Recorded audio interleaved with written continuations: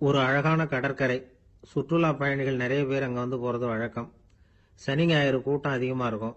அதோட விளைவு என்னங்கிறது அடுத்த நாள் தான் தெரியும். ஆமா, அந்த கடற்கரையை சுத்தப்படுத்துற தொழிலாளிகள் திங்கட்கிழமை ரொம்ப சிரமப்படுவாங்க.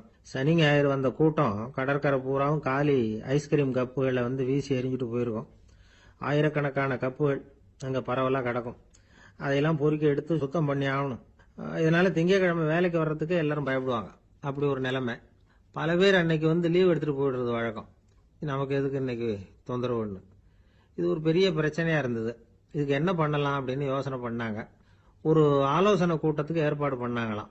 அந்த நகர நிர்வாக அலுவலர்கள், பணியாளர்கள் எல்லாரும் அதுல கலந்துகிட்டாங்க. கூட்டம் ஆரம்பமாச்சு. ஆரம்பத்துல சொன்னாங்க, இந்த பிரச்சனைக்கு ஒரு தீர்வு வேணும், என்ன பண்ணலாம், அதை முடிவு செய்யறதுக்கு தான் இந்த கூட்டம்.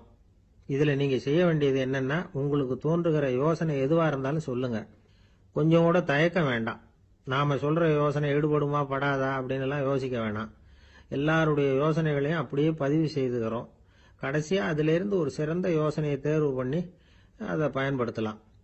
இந்த சந்தர்ப்பத்தில் இன்னொரு முக்கியமான வேண்டுகோள், எவ்வளவு சாதாரணமான யோசனையா இருந்தாலும் சரி, அது சொல்லும் பொழுது அடுத்தவங்க வந்து ஏளனம் செய்யக்கூடாது. இது ஒரு பெரிய யோசனையா அப்படின்னு சொல்லி எதையும் அலட்சியப்படுத்தக்கூடாது. இதுதான் அந்த கூட்டத்தின் ஆரம்பத்தில் செய்யப்பட்ட அறிவிப்பு. உடனே அந்த கூட்டத்தில் இருந்தவங்க ஆளுக்கு ஒரு யோசனை சொல்ல ஆரம்பிச்சாங்க. ஒருத்தர் எழுந்திருச்சார், இங்க வர்ற சுற்றுலா பயணிகள் கிட்ட ஆளுக்கு $10 ஒரு டெபாசிட் மாதிரி வைப்பு பணமா வாங்கிக்கணும். காலி ஐஸ்கிரீம் கப்பை திருப்பி கொடுத்தா அந்த பணத்தை திருப்பி கொடுத்துடலாம். இப்படி ஒரு ஏற்பாடு பண்ணிட்டா கப்புகளை தேடி பொறுக்கிட்டு இருக்க வேண்டியதில்லை, எல்லாம் ஒரே இடத்துக்கு வந்து சேர்ந்துரும். அப்படியே நாம வந்து தூக்கிட்டு போய் ஒரு இடத்துல கொட்டி போடலாம் அப்படின்னாரு. இன்னொருத்தர் எழுந்திருச்சார், கப்பை வந்து கீழே போட்டா $50 அபராதம் அப்படின்னு அங்கங்க போர்டு எழுதி வச்சுடலாம். கப்புகளை போடுறதுக்கு அங்கங்க பெரிய கூடைகளை வச்சுடலாம். நாம சாவகாசமா அந்த கூடைகளை சேகரம் பண்ணிக்கலாம் அப்படின்னாராம். இன்னொருத்தர் எழுந்திருச்சு கொஞ்சம் கோபமா பேசினார். கப்புகளை வந்து அவங்க வாயிலேயே திணிச்சுடணும், அதுகளை முன்னு சாப்பிட்டு பார்த்தாதான் தெரியும் அது எவ்வளவு கஷ்டங்கிறது அப்படின்னு ரொம்ப கடுமையா பேசியிருக்காரு. இது வேடிக்கையா தெரிஞ்சாலும் இந்த யோசனையும் பதிவு செஞ்சுக்கிட்டாங்களாம். இப்படி பல யோசனைகள். கடைசியா எல்லாத்தையும் படிச்சு பார்த்துட்டு பரிசீலனை பண்ணாங்க. அப்புறம் தான் யோசனை வந்தது. இவர் வேடிக்கையா சொன்னது, கப்புகளை அவங்கவுங்க வாயிலேயே திணிச்சு சாப்பிட சொல்லணும், அதுதான் தண்டனைன்னாருல. ஏன் அப்படி சாப்பிடுறது மாதிரியே கப்புகளை தயார் பண்ணா என்ன அப்படின்னு சிந்திக்க ஆரம்பிச்சாங்களாம். ஆகா, அதுதான் சரின்னு ஒரு முடிவுக்கு வந்தாங்க. அதுல இருந்து உருவானதுதான் இந்த வேஃபர் கப்ஸ். ஐஸ்கிரீமை சாப்பிட்டு முடிச்சதும் கப்பையும் சாப்பிட்டுடலாம். கோன் ஐஸ்கிரீம் சாப்பிடுறோம்ல, அதுதான். அமெரிக்காவில் மியாமி கடற்கரையில ரொம்ப காலமா இருந்துகிட்டு வந்த குப்பை பிரச்சனைக்கு இப்படிதான் ஒரு தீர்வு வந்துதான். இதுல இருந்து நாம புரிஞ்சுக்க வேண்டியது என்னன்னா, நாம அன்றாட எத்தனையோ பிரச்சனைகளை சந்திக்கிறோம், அதுக்கெல்லாம் தீர்வு உண்டு. அது எங்க ஒளிஞ்சிருக்குன்னு கண்டுபிடிக்கணும். அந்த அந்த யோசனையையும் நல்லா தீவிரமா யோசிக்கணும். யார் என்ன யோசனை சொன்னாலும் அதை வந்து அலட்சியப்படுத்தக்கூடாது. அக்கறையோட கவனிக்கணும், அதை யோசிச்சு பார்க்கணும். ஒரு அம்மா தன்னோட வீட்டுக்காரரை ஒரு மனநல மருத்துவர்கிட்ட அழைச்சிட்டு வந்தாங்களாம். டாக்டர், இவருக்கு கோன் ஐஸ்கிரீம் பிடிக்கல, பேப்பர் கப்பில் இருக்கிற ஐஸ்கிரீம் தான் வேணும்னு அடம் பிடிக்கிறார் அப்படின்னாங்களாம். அது ஒன்றும் தப்பு இல்லையேன்னாராம் டாக்டர். இதுக்கு அந்த அம்மா சொன்னாங்களாம், இவர் கப்பு ஐஸ்கிரீம் வாங்குறதுல தப்பு இல்லை டாக்டர், பிரச்சனை அது இல்லை. அப்புறம் வேற என்னன்னு கேட்டிருக்காரு. வாங்கினதும் ஐஸ்கிரீமை கீழே கொட்டிவிட்டு அந்த பேப்பர் கப்பை மட்டும் விரும்பி சாப்பிடுறார், அதனால தான் உங்ககிட்ட அழைச்சிட்டு வந்தேன் அப்படின்னு. ஒரு சிகை அலங்கார கூடம். ரொம்ப சுறுசுறுப்பா எல்லாரும் வேலை செஞ்சுக்கிட்டு இருக்கிறாங்க. முடிவெட்டிக்க வந்திருக்கிறவங்க நிறைய பேர், எல்லாரும் வரிசையா உட்காந்துருக்கிறாங்க. அந்த சமயத்துல திடீர்னு கதவை திறந்துக்கிட்டு ஒருத்தர் உள்ள வர்றார். அவர் ஒரு பெரிய மனிதர். அவரும் முடிவெட்டிக்கிறதுக்காக தான் உள்ள வந்திருக்கிறார். அவரை பார்த்த உடனே அங்க வரிசையில் உட்காந்துருந்தவங்க எல்லாரும் எழுந்திரிச்சு அவர்கிட்ட வந்துட்டாங்க. அவரை சுத்தி நின்றுட்டாங்க. எப்படி இருக்கிறீங்க, நல்லா இருக்கீங்களா அப்படின்னு விசாரிக்க ஆரம்பிச்சுட்டாங்க. எல்லாம் முடிஞ்சதும் வந்தவர் கேட்டார், வரிசையில கடைசியா இருக்கிறவர் யார் அப்படின்னு கேட்டார். ஏன்னு கேட்டாங்க. நான் அதுக்கு அடுத்தபடியா உட்காரணும், அதுக்காக தான் கேட்கறேன் அப்படின்னார். உடனே அங்க இருந்தவங்க எல்லாம் என்ன சொன்னாங்க தெரியுமா, நீங்க வந்து வரிசையில காத்திருக்க கூடாது, நீங்க அரசாங்கத்தின் தலைவர், உங்களுக்கு நேரம் முக்கியம், அதனால நீங்க முன்னாடி போங்க அப்படின்னு சொன்னாங்க. ஆனா அதை அவர் கேட்கல. தோழர்களே, உங்களுடைய கருத்துக்கு ரொம்ப நன்றி. எல்லாரும் வரிசையா தான் வரணும், அதுதான் முறை. வரிசையில வரணுங்கிற நடைமுறையை நானும் பின்பற்ற விரும்புறேன். நாம எல்லாரும் சமமானவர்கள் அப்படின்னார். இப்படி சொல்லிவிட்டு வரிசையில கடைசியா இருந்த ஒரு நாற்காலியில போய் உட்காந்துக்கிட்டார். தன் சட்டை பையில இருந்த ஒரு செய்தித்தாளை எடுத்தார், படிக்க ஆரம்பிச்சுட்டார். ஆனா அங்க இருந்தவங்களால இதை வந்து பார்த்துக்கிட்டு சும்மா இருக்க முடியல. ஒருத்தர் எழுந்திரிச்சு வந்தார். ஐயா, இப்ப என்னுடைய முறை வந்திருக்குது, நான் தான் போக வேண்டிய முறை. உங்களை இங்க காத்திருக்க வைக்கிறத விட ஒரு 5 ஆண்டுகளுக்கு கூட நான் முடிவெட்டிக்காமே இருந்துட முடியும் அப்படின்னார். அவர் மறுபடியும் சொன்னார், ஐயா, நீங்க வரிசை முறையை தாண்டி போக விருப்பப்படல, சரி, ஆனா என்னுடைய முறையை மாத்தி கொடுக்கறதுக்கு எனக்கு முழு உரிமை இருக்குது. இதுக்கு பதிலா உங்களுடைய கடைசி இடத்தை நான் எடுத்துக்கிறேன், இதை நீங்க மறுக்க முடியாதுன்னார். அங்க இருந்த மற்றவங்களும் இதை ஒரு மனசா வற்புறுத்த ஆரம்பிச்சிட்டாங்க. அந்த பெரிய மனிதர் பார்த்தார், சரின்னு கடைசியா ஒத்துக்கிட்டார். அவர் யார் தெரியுமா? அவர் தான் மாவீரர் லெனின். ரஷ்யாவில் கிரெம்ளின் சிகை அலங்கார கூடத்துல தான் இது நடந்தது. எல்லாரும் இந்நாட்டு மன்னர்கள்னு வாயளவுல பேசுறதுல என்ன பிரயோஜனம்? நாம எல்லாரும் சமம்ங்கிறத நடைமுறையில கடைபிடிச்சு காட்டினவங்க கொஞ்சம் பேர் தான். அவங்கள ஒருத்தர் தான் லெனின். வரிசையில் நின்று வர்றதுங்கிறது ஒரு சிறந்த பண்பு, உயர்ந்த பண்பு. இன்னைக்கு பல இடங்கள்ல அது நமக்கு தேவைப்படுது. ஒரு ரேஷன் கடைவாசல், கடை திறக்கிறதுக்கு முன்னாடியே எல்லாரும் வரிசையில் நின்றுட்டாங்க.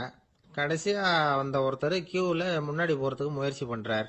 ஏற்கனவே நின்றுட்டு இருக்கிறவங்க அவரை முன்னாடி போறதுக்கு விட மாட்டேங்கிறாங்க. கடைசியா போய் நில்லையா அப்படின்னு எல்லாரும் கத்துறாங்க. அது அவர் காதுல வாங்கல. முண்டி அடிச்சுக்கிட்டு முன்னாடி போறதுக்கே முயற்சி பண்ணிட்டு இருக்கிறார். எல்லாரும் சேர்ந்து அவரை வலுக்கட்டாயமா இழுத்து கொண்டாந்து பின்னாடி கொண்டு போய் நிறுத்திவிட்டாங்க. நிறுத்திவிட்டு சொன்னாங்க, இதை பாருப்பா, நாங்க இருக்கிற வரைக்கும் நீங்க முன்னாடி போய் எதையும் வாங்க முடியாது, தெரிஞ்சுக்கோ அப்படின்னாங்க. இப்போ அந்த ஆள் சொன்னாராம், நான் இங்க பின்னாடி நிக்கிற வரைக்கும் நீங்களும் எதுவும் வாங்க முடியாது அப்படின்னாராம். ஏன்னு கேட்டிருக்கிறாங்க. நான் தான் அந்த கடையை திறக்க வேண்டிய ஆள் அப்படின்னு கேட்டான். ஒரு நாள் ராமர் அரசவையில உட்கார்ந்துருக்கிறார். ராமராஜ்யம் நடந்துகிட்டு இருந்த நேரம். அந்த சமயத்துல ஒரு நாய் அரச சபைக்கு வந்துதான். அது தலையில அடிபட்டு ரத்தம். அந்த கோலத்துல அது அங்க வந்தது. எல்லாரும் ஆச்சரியமா அதை பார்த்தாங்க. ராமரும் அந்த நாயை பார்த்தார். நீங்க வந்த காரியம் என்ன, என்ன நடந்தது, எதுவா இருந்தாலும் பயப்படாம சொல்லு அப்படின்னார். உடனே அந்த நாய் மெதுவா சொல்ல ஆரம்பிச்சுதான். ஐயா, நான் தெருவில் போய்கிட்டு இருந்தேன். வழியில ஒருத்தர் வந்தார். அவர் வேத சாஸ்திரம்லாம் படிச்ச பெரியவர். அவர் எந்த காரணமும் இல்லாம அவர் கையில வச்சிருந்த குச்சியால என் தலையில அடிச்சுட்டார். அதுதான் தலையில ரத்தம். இதை நீங்க விசாரிச்சு தகுந்த தீர்ப்பு வழங்கணும் அப்படின்னு தான் அந்த நாய். ராமர் பார்த்தார். உடனே தன்னுடைய காவலர்களை அனுப்புனார். அந்த ஆளை எங்க இருந்தாலும் போய் கொண்டுட்டு வாங்க அப்படின்னு விட்டார். காவலர்கள் போனாங்க. அந்த ஆளை பிடிச்சி கொண்டு வந்துட்டாங்க. அரண்மனைக்கு வா அப்படின்னு சொல்லி கூப்பிட்டுட்டு வந்துட்டாங்க. என்ன நடந்ததுன்னு விசாரிச்சார் ராமர். அதுக்கு அந்த ஆள் சொன்னார், நான் வீதி வழியா வந்துகிட்டு இருந்தேன். குறுக்க இந்த நாய் வந்தது. நான் அவசரமா போய்கிட்டு இருந்தேன். இது எனக்கு வழி விடாம குறுக்க பூந்து இடைஞ்சல் பண்ணிச்சு. எனக்கு கோபம் வந்துட்டுது. அதனால அடிச்சுட்டேன். வேத சாஸ்திரம் படிச்ச நான் என் வசம் இழந்து கோபப்பட்டது பெரிய தப்பு தான். அதை நான் ஒத்துக்கிறேன். குற்றத்தை ஒப்புக்கொள்றேன். எனக்கு என்ன தண்டனை கொடுக்கணுமோ அதை கொடுங்க, ஏத்துக்கிறேன் அப்படின்னு விட்டார். சரி, இப்ப அந்த ஆளுக்கு தண்டனை கொடுக்கணும். என்ன தண்டனை கொடுக்கறது யோசனை பண்ணார் ராமர். அதையும் அந்த நாய்கிட்டயே கேட்டார். நீயே சொல்லு, என்ன தண்டனை கொடுக்கலாம் இவருக்கு அப்படின்னார். இதுக்கு அந்த நாய் என்ன சொல்லிச்சு தெரியுமா? இவரை ஏதாவது ஒரு கோயிலுக்கு தர்மகர்த்தாவா நியமனம் பண்ணி விடுங்க, அதுதான் இவருக்கு சரியான தண்டனை அப்படின்னது. இதை கேட்டது ராமர் முகத்துல புன்னகை. ஆனா அங்க இருந்த மற்றவங்களுக்கு எல்லாம் ஆச்சரியம். அது எப்படி, தப்பு செஞ்சவங்களுக்கு தண்டனை கொடுக்கறது தானே நியாயம், அதை விட்டுட்டு தர்மகர்த்தா பதவியை கொடுக்க சொல்லுதே இந்த நாய் அப்படிங்கிற ஆச்சரியம். இந்த சந்தேகத்தை அந்த நாய்கிட்டயே கேட்டாங்க அங்க இருந்தவங்க. இதுக்கு அந்த நாய் பதில் சொல்லிச்சான். நான் போன பிறவியில ஒரு கோயிலுக்கு தர்மகர்த்தாவா இருந்தேன். எவ்வளவோ கவனமா எச்சரிக்கையா தான் என்னுடைய கடமைகளை எல்லாம் செஞ்சுக்கிட்டு வந்தேன். அப்படி இருந்தாலும் சில சமயங்கள்ல என்னையும் மீறி கோயில் செல்வத்தை நான் அனுபவிக்கிறதுக்கு காரணம் ஆயிட்டேன். ஒரு கோவிலுக்கு தர்மகர்த்தாவா இருக்கிறவங்க எப்படியும் இந்த பாவத்திலிருந்து தப்பிக்கிறது கஷ்டம். அதனாலதான் நான் இந்த பிறவியில நாயா பிறந்து இப்படி கஷ்டப்படுறேன். இதே நிலைமை இந்த ஆளுக்கும் ஏற்படணும் அப்படிங்கிறதுக்காக தான் அவரையும் ஒரு கோயிலுக்கு தர்மகர்த்தாவை நியமிக்கும்படி கேட்டுக்கிட்டேன் அப்படின்னு தான் இந்த நாய். இதுல இருந்து என்ன தெரியுது? எந்த பதவியில நாம இருந்தாலும் நமக்கு தெரியாம கூட அதை தவறா உபயோகப்படுத்தக்கூடாதுங்கிறத இதுல இருந்து புரிஞ்சுக்கணும். இல்லைன்னா அடுத்த பிறவியில நாயா பிறந்து எங்கேயாவது போய் வாழை ஆட்டிட்டு நிக்க வேண்டியதுதான். கோவில் வாசல்ல 2 நாய் பேசிக்கிட்டு இருந்துதான். போன ஜென்மத்துல நான் மனுஷனாதான் இருந்தேன். ஒரு கோவில் பூசாரி பேச்சை கேட்டுட்டு அவரோட கூட்டு சேர்ந்துக்கிட்டு ஆண்டவன் போட்டிருந்த நகையெல்லாம் அபகரிச்சு என்கிட்ட கொடுத்தாரு அவரு. நான் எடுத்துட்டு வந்துட்டேன். திருடினது அந்த ஆள் தான், எடுத்துக்கிட்டு வந்தது தானா? இருந்தாலும் நான் மட்டும் நாயா பிறந்துட்டேன். இப்போ மட்டும் அந்த பூசாரி என்கிட்ட மாட்டினா கடிச்சு குதறி போடுவேன் அப்படின்னு தான். அவசரப்பட்டு அப்படி செஞ்சுடாதே. பதிலுக்கு அவரும் உன்னை திருப்பி கடிச்சாலும் கடிச்சிருவார். ஏன்னா அவரும் இப்போ ஒரு நாயா தான் பிறந்திருக்கிறார் அப்படின்னு தான் இன்னொன்று. அது எப்படி உனக்கு தெரியும்னு தான் இது. நான் தானே அது அப்படின்னு தான் அந்த நலம். ஒரு நண்பர் வந்தார். ரொம்பவும் இறுக்கமா உடை அணிஞ்சிருந்தார். அதாவது ஆடைக்குள்ள அவர் மாட்டிக்கிட்டு இருந்தது மாதிரி தெரிஞ்சது. ஏன் துணி குறைச்சலா எடுத்துட்டீங்களா அப்படின்னு கேட்டோம். இல்லைங்க, எனக்கு எப்பவுமே இறுக்கமா உடை அணியறது தான் பிடிக்கும் அப்படின்னார். ஒருத்தர் எப்படி உடை அணிகிறார் அப்படிங்கிறத வச்சே அந்த ஆள் எப்படிப்பட்டவர் அப்படிங்கிறத கண்டுபிடிச்சிடலாம். உடை அணிகிற விதம் ஒருத்தருடைய மனநிலையை வெளிப்படுத்துதான். இப்ப இறுக்கமான உடை அணிகிறவங்க பொதுவா மன நிம்மதி இல்லாதவங்களா இருப்பாங்களாம், கோபக்காரங்களா இருப்பாங்களாம். ரொம்ப தொலைதொலைப்பா ஆடை அணிகிறவங்க இருக்கிறாங்கல்ல, அவங்கெல்லாம் அமைதியான ஆளா இருப்பாங்களாம், சாந்தமா இருப்பாங்களாம். இவங்கெல்லாம் போராடுறதுக்கு சரியா வரமாட்டாங்களாம். இப்படி ஒரு கணிப்பு இருக்குது. அதனாலதான் போர் வீரர்களுக்கெல்லாம் இறுக்கமான உடையை தான் கொடுக்கறது வழக்கம். ஆனா சன்னியாசிகளை பாருங்க, அவங்களுக்கெல்லாம் ரொம்ப தொலை உடைகள் தான். அவங்கெல்லாம் டைட் பேண்ட் போட்டுக்கிட்டு நிக்க மாட்டாங்க சன்னியாசிகள்லாம். அதே மாதிரி சன்னியாசிகள்லாம் காவி உடைய தேர்ந்தெடுக்கிறதுக்கும் காரணம் உண்டு. பல ஆண்டுகள் சோதனை செஞ்சு பார்த்துட்டு தான் சன்னியாசத்துக்கு காவி தான் சரி அப்படின்னு முடிவு பண்ணியிருக்கிறாங்க. இப்ப பௌதீக விஞ்ஞானப்படியும் அதுதான் சரி. அதாவது சூரிய ஒளியில 7 வண்ணங்கள் உண்டு. ஒரு பொருள் மேல அது விழும் பொழுது அந்த பொருள் நமக்கு சிவப்பா தெரிஞ்சதுன்னா அந்த பொருள் சிவப்பை தவிர மற்ற எல்லா நிற கதிர்களையும் உள்வாங்கிக்கிட்டு சிவப்பு நிறத்தை மட்டும் வெளியில விடுது. அதாவது விலக்கி விடுது. அதனாலதான் அந்த பொருள் சிவப்பா தெரியுது. உடல் ஆரோக்கியத்துக்கு ஓரளவு சிவப்பு தேவைப்படுது. அதனாலதான் காவி உடை அணிஞ்சா சூரிய ஒளி ஓரளவு சிவப்பை விலக்கிவிடும். அதாவது சிவப்பின் பலனும் கிடைக்கும், இந்த சிவப்பின் கெடுதலும் இல்லை அப்படின்னு யோசனை பண்ணாங்க. காவி உதய வேளையின் நிறம். கீழ் வானத்துல கதிர் உதிக்கிற வேளையில முதல் ஒளி தோன்றுகிற நேரத்துல காவி நிறம் தான் கசியும். தியானம் செய்யறப்போ முதல்ல காணக்கூடிய ஒளி காவி நிறம் தான். தியானத்தின் உச்ச நிலையின் நிறம் நீலம். தியானம் காவி நிறத்துல ஆரம்பமாகி நீல நிறத்துல நிறைவடைகிறது அப்படிங்கிறார் ஓஷோ. நீலம் தியான சிகரம், காவி தியான ஆரம்ப குறியீடு, ஒரு சன்னியாசியின் ஆரம்ப தரிசனம் அப்படிங்கிறார் அவர். ஒருத்தர் நாள் பூரா காவி உடைய அணிஞ்சிருந்தா அந்த நிறம் அவருக்கு தியானத்தை பற்றிய நினைவை ஊட்டிக்கிட்டே இருக்கும். இப்படியே ஆடைக்கும் தியானத்துக்கும் இடையில ஒரு தொடர் ஏற்படுது. ஒரு துறவியின் உள்ளார்ந்த பண்பா அது மாறுது. கடை வீதியில ஒரு பொருள் வாங்க போறோம்.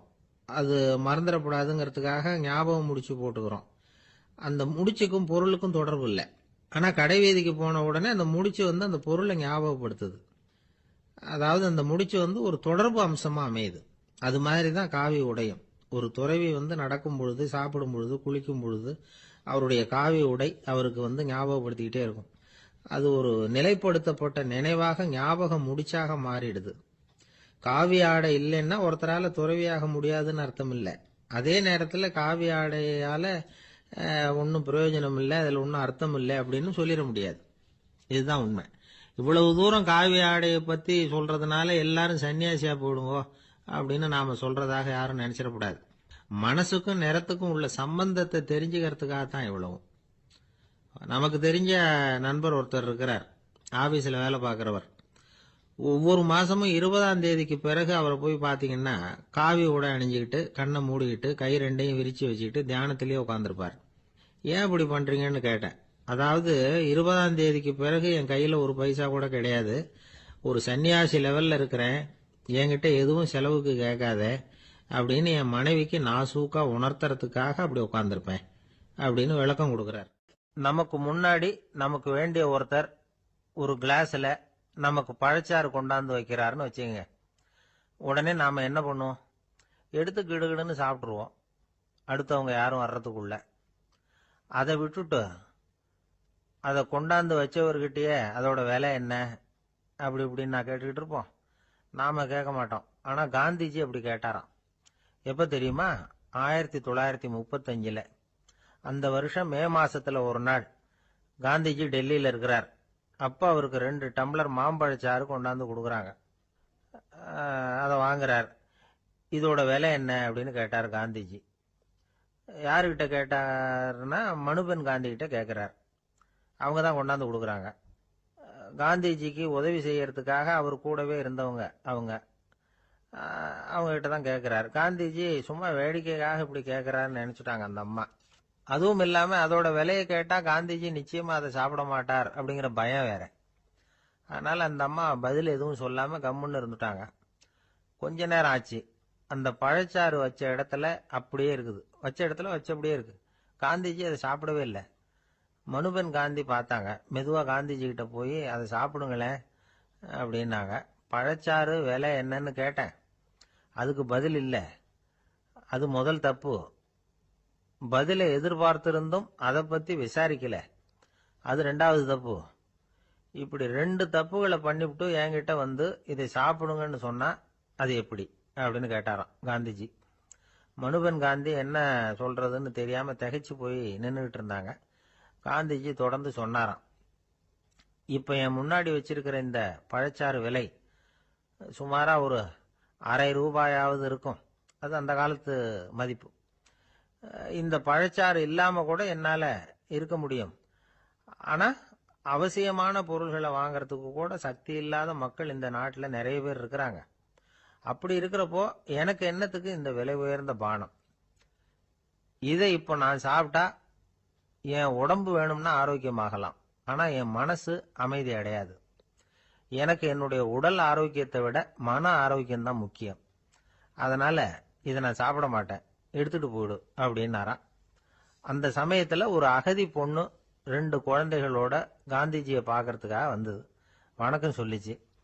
காந்திஜி உடனே தனக்கு முன்னாடி இருந்த பழச்சாற்றை எடுத்து அந்த பொண்ணுகிட்டையும் குழந்தைகள்கிட்டையும் கொடுத்து சாப்பிட சொன்னார். அவங்க அதை வாங்கி ரொம்ப சந்தோஷத்தோட சாப்பிட்டாங்களாம். அதை பார்த்த காந்திஜி முகத்துல ஒரு புன்னகை, ஒரு பரவசம், ஒரு திருப்தி. அவர் மனசு நிறைஞ்சி இருந்தது. அப்போ அவர் சொன்னாராம், ஆண்டவன் எனக்கு எப்பவும் சரியான சமயத்துல கை கொடுப்பாருங்கிறது அதுக்கு இதுதான் அத்தாட்சி. நான் ஒரு இக்கட்டான சூழ்நிலையில இருக்கிறப்ப கூட கடவுளின் கருணையால அந்த சூழ்நிலை என்னை பாதிக்கல. என் கூட இவ்வளவு நாள் பழகியும் கூட இங்க இருக்கிறவங்க எனக்கு அதிக விலையுள்ள பழரசத்தை கொடுத்தாங்க. ஆனா சரியான நேரத்துல அதை சாப்பிட வேண்டியவங்களை என்கிட்ட அனுப்பி வச்சு என்ன சந்தோஷப்படுத்தினார் கடவுள். அவருக்கு நன்றி அப்படின்னாராம் மகாத்மா காந்தி. உடல் ஆரோக்கியத்தை விட மன ஆரோக்கியம்தான் எனக்கு முக்கியம்னு சொன்னார் பாருங்க. அதை நாம எல்லாரும் மனப்பூர்வமா இன்னைக்கு சிந்திச்சு பார்க்கணும். இந்த காலத்துல எல்லாரும் அப்படியா நினைக்கிறாங்க? எனக்கு தெரிஞ்ச ஒருத்தர் இருந்தார். தினமும் காலையில ஒரு காபி சாப்பிட உட்கார்ற நேரத்துல பக்கத்து வீட்டுக்காரர் வந்து சேருவார் கரெக்டா. உடனே அவரும் தனக்குன்னு வந்திருக்கிற காப்பியை எடுத்து மனப்பூர்வமா பக்கத்து வீட்டுக்காரர்கிட்ட கொடுத்துருவார். அதுக்கப்புறம் அவருக்காக வேற காப்பி போட்டு கொண்டாந்து கொடுத்தாலும் வேண்டான்னு சொல்லிடுவார். ஆண்டவனா பார்த்து சரியான நேரத்துல அவரை எங்க வீட்டுக்கு தினமும் அனுப்பி வைக்கிறார் அப்படிம்பார். ஏன் அப்படி சொல்றீங்க அப்படின்னு கேட்டோம் ஒரு நாள். அதுக்கு அவர் சொல்றார், எனக்கு என்னோட உடல் ஆரோக்கியம்தான் முக்கியம். இத கடவுள் புரிஞ்சுக்கிட்டு எங்க வீட்டு காப்பியை சாப்பிடுறதுக்கு தினமும் அடுத்த வீட்டுக்காரனை அனுப்பி வைக்கிறார் அப்படின்னாரு. கணவன் மனைவி அன்பா இருக்கணும், ஒருத்தர் ஒருத்தர் நல்லா புரிஞ்சுக்கணும், விட்டு கொடுக்கற மனப்பான்மை வேணும். அதுதான் ஒரு நல்ல குடும்பம். இன்னைக்கு பல குடும்பங்கள்ல அர்த்தமில்லாத சண்டைகள் தான் அதிகம். கிராமப்புறங்கள்ல வேடிக்கை ஒரு கதை சொல்லுவாங்க. ஒரு ஊர்ல ஒரு ஆள் இருந்தான். வேலை வெட்டி இல்லாம சும்மாவே இருந்தான். அவனுக்கு கல்யாணம் பண்ணி வச்சாங்களாம். மனைவி வந்து சேர்ந்தா. சும்மாவே உட்காந்துருக்கிறியே, ஏதாவது சம்பாதிக்கிற வழியை பாரு அப்படின்னு இருக்கா. அதுக்கு தான் யோசனை பண்ணிட்டு இருக்கிறேன், ஒரு அருமையான ஐடியா அப்படின்னு நானா. என்ன அது சொல்லு அப்படின்னு இருக்கா அவ. ஒரு ஆட்டுக்குட்டி வாங்க போறேன்னு இருக்கான். அதை வாங்கி என்ன பண்ண போறேன்னா, அந்த குட்டி வளரும், பெருசாகும், அதுக்கப்புறம் அது நிறைய குட்டி போடும் அப்படின்னு இருக்கான். சரி, அப்புறம் என்ன, அதையெல்லாம் சந்தையில கொண்டுட்டு போய் வித்துவிட்டு அந்த காசுக்கு ஒரு எருவு மாடு வாங்கலாம். சரி, அது எதுக்கு? எருவு மாடு நிறைய பால் கொடுக்கும், அதை கொண்டுகிட்டு போய் பால் பண்ணையில கொடுப்பேன், அல்லது நானே வித்துருவேன், கை நிறைய காசு கிடைக்கும். அதுக்கப்புறம் ஒரு பசுமாடு வாங்குவேன், பாலையும் விற்கலாம், நாமளும் காய் போட்டு சாப்பிடலாம், இப்படிலாம் சொல்லியிருக்கான். அப்போ அந்த பொண்ணு சொல்லிச்சான், அடுத்த தெருவில் இருக்கிற எங்க அம்மா வீட்டுக்கும் கொஞ்சம் பால் கொடுத்து அனுப்பலாம் அப்படின்னு இருக்கா அந்த பொண்ணு. இந்த இடத்துல கணவனுக்கு கோவம் வந்துட்டுது. அது எப்படி உங்க அம்மா வீட்டுக்கு எதுக்கு கொடுக்கணும், அதெல்லாம் முடியாதுன்னு இருக்கான். இந்த இடத்துல சண்டை ஆரம்பமாயிட்டுது. கொஞ்ச நேரத்துல 2 பேரும் சத்தம் போட ஆரம்பிச்சுட்டாங்க. கடுமையான சண்டை நடக்கிறத பக்கத்து வீட்டுக்காரன் காதல வாங்கினான். அவன் ஓடியாந்தான். அவனுக்கு தெரியும், வாங்காத மாட்டுக்காக இப்படி சண்டை போட்டுக்கிட்டு இருக்கிறாங்கிறது அவனுக்கு புரியும். அவன் ஓடி வந்து சொன்னான், ஏண்டா உன்னோட பசுமாட்டை ஒழுங்கா கட்டி போடக்கூடாதான் இருக்கான். என்னடா சொல்றேன்னா இவன், உன் மாடு என் தோட்டத்தில் வந்து மேய்ஞ்சுட்டுது, பயிரெல்லாம் நாசமாயிட்டுது, 10,000 ரூபா அளவுக்கு சேதம், அதை வாங்கிட்டு போறதுக்கு தான் வந்தேன், குடுறா 10,000 நானா. இவன் அரண்டு போயிட்டான். அப்புறம் சொன்னான், டேய் நான் இன்னும் மாடே வாங்கலையே, அதுக்குள்ள அது வந்து எப்படிடா உன் தோட்டத்தில் மேயும், என்னடா உளர்றேன்னு இருக்கான். நீ தாண்டா இப்போ உளறிக்கிட்டு இருக்க, மாடே வாங்கலை, அதுக்குள்ள எப்படிடா வந்து உன்னுடைய மனைவி அவங்க அம்மா வீட்டுக்கு பால் கொடுத்து அனுப்ப முடியும் அப்படின்னு அவன் கேட்டானா. நம்மளுக்கு இப்பதான் புத்தி வந்துதான். அர்த்தமே இல்லாத சண்டை போட்டுக்கிட்டு இருக்கிறோம் அப்படிங்கறத அவன் புரிஞ்சுக்கிட்டானான். இது நம்ம முன்னோர்கள் சொல்லி இருக்கிற ஒரு கதை. சண்டையில தான் அர்த்தம் இல்லையே தவிர கதையில் அர்த்தம் உண்டு. அதாவது இல்லாத விஷயங்களுக்காக சண்டை போட்டுக்கிட்டு இல்லறத்தை வீணாக்கிக்கிட்டு இருக்கிற மனிதர்கள் இன்றைக்கு நிறைய பேர் இருக்கிறாங்க. ஒருத்தன் தன்னுடைய மனைவியை பத்தி மாமனார்கிட்ட புகார் சொன்னானா, மாமா உங்க பொண்ணு அர்த்தமில்லாத சண்டை போடுறா, எதுக்கு எடுத்தாலும் எடுத்தெறிஞ்சு பேசுறா அப்படின்னு இருக்கான். நீ எப்படி மாப்பிள்ள அதை சமாளிக்கிற அப்படின்னு கேட்டிருக்காரு அவரு. அவ எடுத்தெறியறது என் மேல படாம ஒதுங்கி நின்னுக்கிறேன் அப்படின்னு நானா. இந்த உலகமே ஒரு நாடக மேடை, நாம எல்லாரும் நடிகர்கள். இது வந்து ஞானிகள் சொல்றது. இது ஒரு பக்கம் இருக்கட்டும். இந்த உலகத்துக்குள்ள எத்தனையோ நாடக மேடைகள், எத்தனையோ நடிகர்கள், எத்தனையோ நாடகங்கள், இதெல்லாம் எப்படி ஆரம்பமாச்சு, அதுதான் இன்னைக்கு தகவல். அதாவது ஆதி மனிதன் பேச ஆரம்பிக்கிறதுக்கு முன்னாடி சைகையாலேயே எல்லாத்தையும் சொல்லிட்டு இருந்தான். அதனால அப்பவே நடிப்பு ஆரம்பமாயிட்டுது. முதல்ல ஒரு வேட்டையத்தான் அவன் வந்து நடிச்சு காட்டியிருப்பான். இவன் எப்படி போனான், எதிரில் மிருகம் எப்படி வந்தது, அதோட எப்படி சண்டை போட்டான், எப்படி அடிச்சு கொண்டுகிட்டு வந்தான், இதை அப்படியே மற்றவங்களுக்கு நடிச்சு காட்டியிருப்பான். ஏன்னா மொழி கிடையாது. இந்த காலத்துல எல்லாம் நாடகங்களில் நடிக்கிறவங்கள நடிகர்கள்ங்கிறோம். ஒரு காலத்தில் இவங்களுக்கு என்ன பேர் தெரியுமா, திஸ்பியர்கள் அப்படின்னு பேரான். இதுக்கு காரணம் உண்டு. அதாவது 2000 வருஷத்துக்கு முன்னாடி கிரீஸ் நாட்டில் திசிபியஸ் அப்படின்னு ஒரு ஆள் இருந்தான். அவன் ஒரு பெரிய நாடக கலைஞன். அவன் சில இளைஞர்களை சேர்த்துக்கிட்டான், பயிற்சி கொடுத்தான், நாடக குழுவை உருவாக்கினான், நடிகர்களையும் நாடகத்துக்கு தேவையான பொருள்களையும் ஏற்றிக்கிட்டு போகிறதுக்கு ஒரு வண்டியையும் தயார் பண்ணான். அந்த வண்டியிலேயே அவன் வந்து கிரேக்க நாடு பூராவும் சுற்றினான், ஊர் ஊராக நாடகம் போட்டான். ஒரு ஊருக்கு போனதும் அங்கே நாடகம் நடத்த தியேட்டர் இருக்கா அப்படிங்கலாம் பார்க்கறது இல்லை அவன். ஏன்னா அப்போலாம் தியேட்டர்னா என்னென்ன தெரியாது. நாடகம்னா அது ஒரு மூடிய கொட்டைக்குள்ளே தான் நடத்தணுங்கிறது அப்போ யாருக்குமே தோணலை. இந்த வண்டி போகும், அதுவே ஒரு பகுதி அப்படியே ஒரு மேடை மாதிரி விரிச்சிக்கும், அதில் ஏறி நின்றுக்கிட்டு நாடகத்தை நடித்து காட்டுவாங்களாம். மக்கள்லாம் எதிரில் தரையில் உட்காந்து அதை பார்த்துக்கிட்டு இருக்கிறது. உலகத்தின் முதல் நடமாடும் தியேட்டர் இது தானா. இந்த திசிபியஸ் தான் முதலாக உலகத்தில் நாடகம்ங்கிற பொழுதுபோக்கை நடத்தி காட்டினவன் அப்படின்னு சொல்கிறாங்க. அவன் சொந்தமாக நாடகம் எழுதுனான், நடித்தான், நாடகத்தை இயக்கினான். அதனால தான் அவனை வந்து first man of the theatre அப்படின்னு சொல்லுவாங்க. அவன் தான் நாடக மேடையின் முன்னோடி. கிரேக்கர் காலத்திலேயே நாடக ஆசிரியர்கள், நடிகர்கள், ரசிகர்கள் இவங்கெல்லாம் உருவாயிட்டாங்களாம். நாடகத்தின் சரித்திரத்தில் இந்த 3 பிரிவும் ரொம்ப முக்கியம். அதாவது கிரேக்க தியேட்டர்கள்லாம் திறந்த வெளி மேடைகள் தான். பெரும்பாலும் மலைச்சரிவுகள், அதுவே படிப்படியாக பண்ணியிருப்பாங்க. கீழே அரைவட்ட வடிவில் மேடை, அதுக்கு ஆர்கெஸ்ட்ரான்னு பேர். பிற்காலத்தில் இதில் உட்காந்து இசைக்குழுவினர் வந்து வாய்ச்சதுனால இசைக்குழுவுக்கே ஆர்கெஸ்ட்ராங்கிற பேர் வந்துட்டுது. இப்போ கிரேக்க தியேட்டர்களில் ஒன்று, அதோட காலம் வந்து கிமு 340.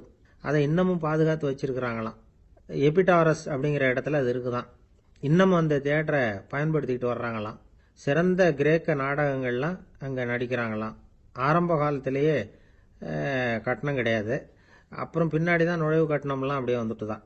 நடிகர்கள் வந்து பளபளப்பான ஆடைகள் உடுத்தியிருப்பாங்களாம், இந்த குதிகால் உயர்ந்த காலணிகள் போட்டிருப்பாங்களாம். இதெல்லாம் பழைய குறிப்புகள். பலவிதமான உருவங்களில் மாஸ்க் அப்படின்னு சொல்லப்படுற முகமூடி. அதனால் ஒரே நடிகர் பல வேடங்களில் நடிக்கிறது உண்டான். ஆரம்பத்தில் பெண் நடிகர்கள் கிடையாது, எல்லாம் ஆண் நடிகர்கள் தான். ரோமானியர்கள் தான் முதல் நிரந்தர நாடக மேடையை கட்டினவங்க. அதுதான் முதல் தியேட்டர். கிமு 1048 காலகட்டத்தில் பாம்பிங்கிற நகரத்தில் அதை கட்டியிருக்கிறாங்களாம். கிரேக்க ரோமானிய தியேட்டர்களின் அடிப்படையிலேயே இந்த இத்தாலிய வடிவ அமைப்பாளர்கள் இந்த குதிரை லாட வடிவில் ஒரு ஆடிட்டோரியத்தை உருவாக்கினாங்களாம். இப்படி அதை பற்றி நிறைய தகவல் இருக்குது. 1576 லண்டனில் இந்த வின்ஸ்பர்ரி, அப்புறம் இந்த பில்ட்ஸில், அப்புறம் ஜேம்ஸ் இப்படிங்கிறவர் முயற்சியால் தான் இங்கிலாந்தில் முதல் தியேட்டர் உருவாச்சான். அப்படி ஒருத்தர் இருந்தாராம். உலக நாடக மேடையின் வரலாறு இதுதான். அதாவது இப்பெல்லாம் அறிவியல் வளர்ச்சி அதிகமாயிட்டுது, திரைப்படம், தொலைக்காட்சி எல்லாம் வந்தாச்சு. ஒவ்வொரு வீடுமே ஒரு குட்டி தியேட்டர் மாதிரி ஆயிட்டுது. தொலைக்காட்சி முன்னாடி உட்காந்தா எழுந்திருக்கவே மனசு வர்றதில்ல. ஒரு அம்மா ஒரு மனோதத்துவ டாக்டரை தேடிட்டு வந்தாங்களாம் இந்த காலத்துல. டாக்டர், எங்க வீட்டுக்காரர் எப்ப பார்த்தாலும் டிவி முன்னாடி உட்காந்துக்கிட்டு அதையே வெறிச்சு பார்த்துக்கிட்டு இருக்கிறார், உத்து பார்த்துக்கிட்டு இருக்கார், எனக்கு சந்தேகமா இருக்குன்னாங்களாம். இது மனக்கோளாறு இல்லைங்க, ஆர்வ கோளாறு, அவ்வளவுதான், இதுக்காக பயப்படாதீங்கன்னாராம் டாக்டர். அப்படி இல்லை டாக்டர், டிவி ஓடும் பொழுது நாம எல்லாம் அதை பார்க்கறோம் சரி, ஆனா அவர் அப்படி இல்லை, டிவியை நிறுத்தினதுக்கு அப்புறமும் அதையே உத்து பார்த்துட்டு உட்காந்துருக்கிறார், அதனாலதான் சந்தேகப்பட்டு உங்ககிட்ட வந்தேன் அப்படின்னாங்களாம். ஒரு ஊர்ல ஒரு மன்னன் இருந்தான், கொடுங்கோல் மன்னன். நிறைய தொந்தரவு பண்ணிக்கிட்டு இருந்தான். அவன் ஒரு தடவை என்ன பண்ணான் தெரியுமா? ஒரு தப்பும் பண்ணாத ஒரு இளைஞனை பிடிச்சி ஜெயிலில் அடைச்சுட்டான். அந்த பையனோட சொந்தக்காரங்கள்லாம் ராஜா கிட்ட போனாங்க. அவன் ஒரு தவறும் பண்ணல, அவனை விடுதலை பண்ணுங்க அப்படின்னு கெஞ்சி கேட்டுக்கிட்டாங்க. மன்னன் யோசனை பண்ணான். அந்த இளைஞனை கூப்பிட்டுக்கிட்டு வர சொன்னான். அவனை கொண்டாந்து ராஜா முன்னாடி நிறுத்தினாங்க.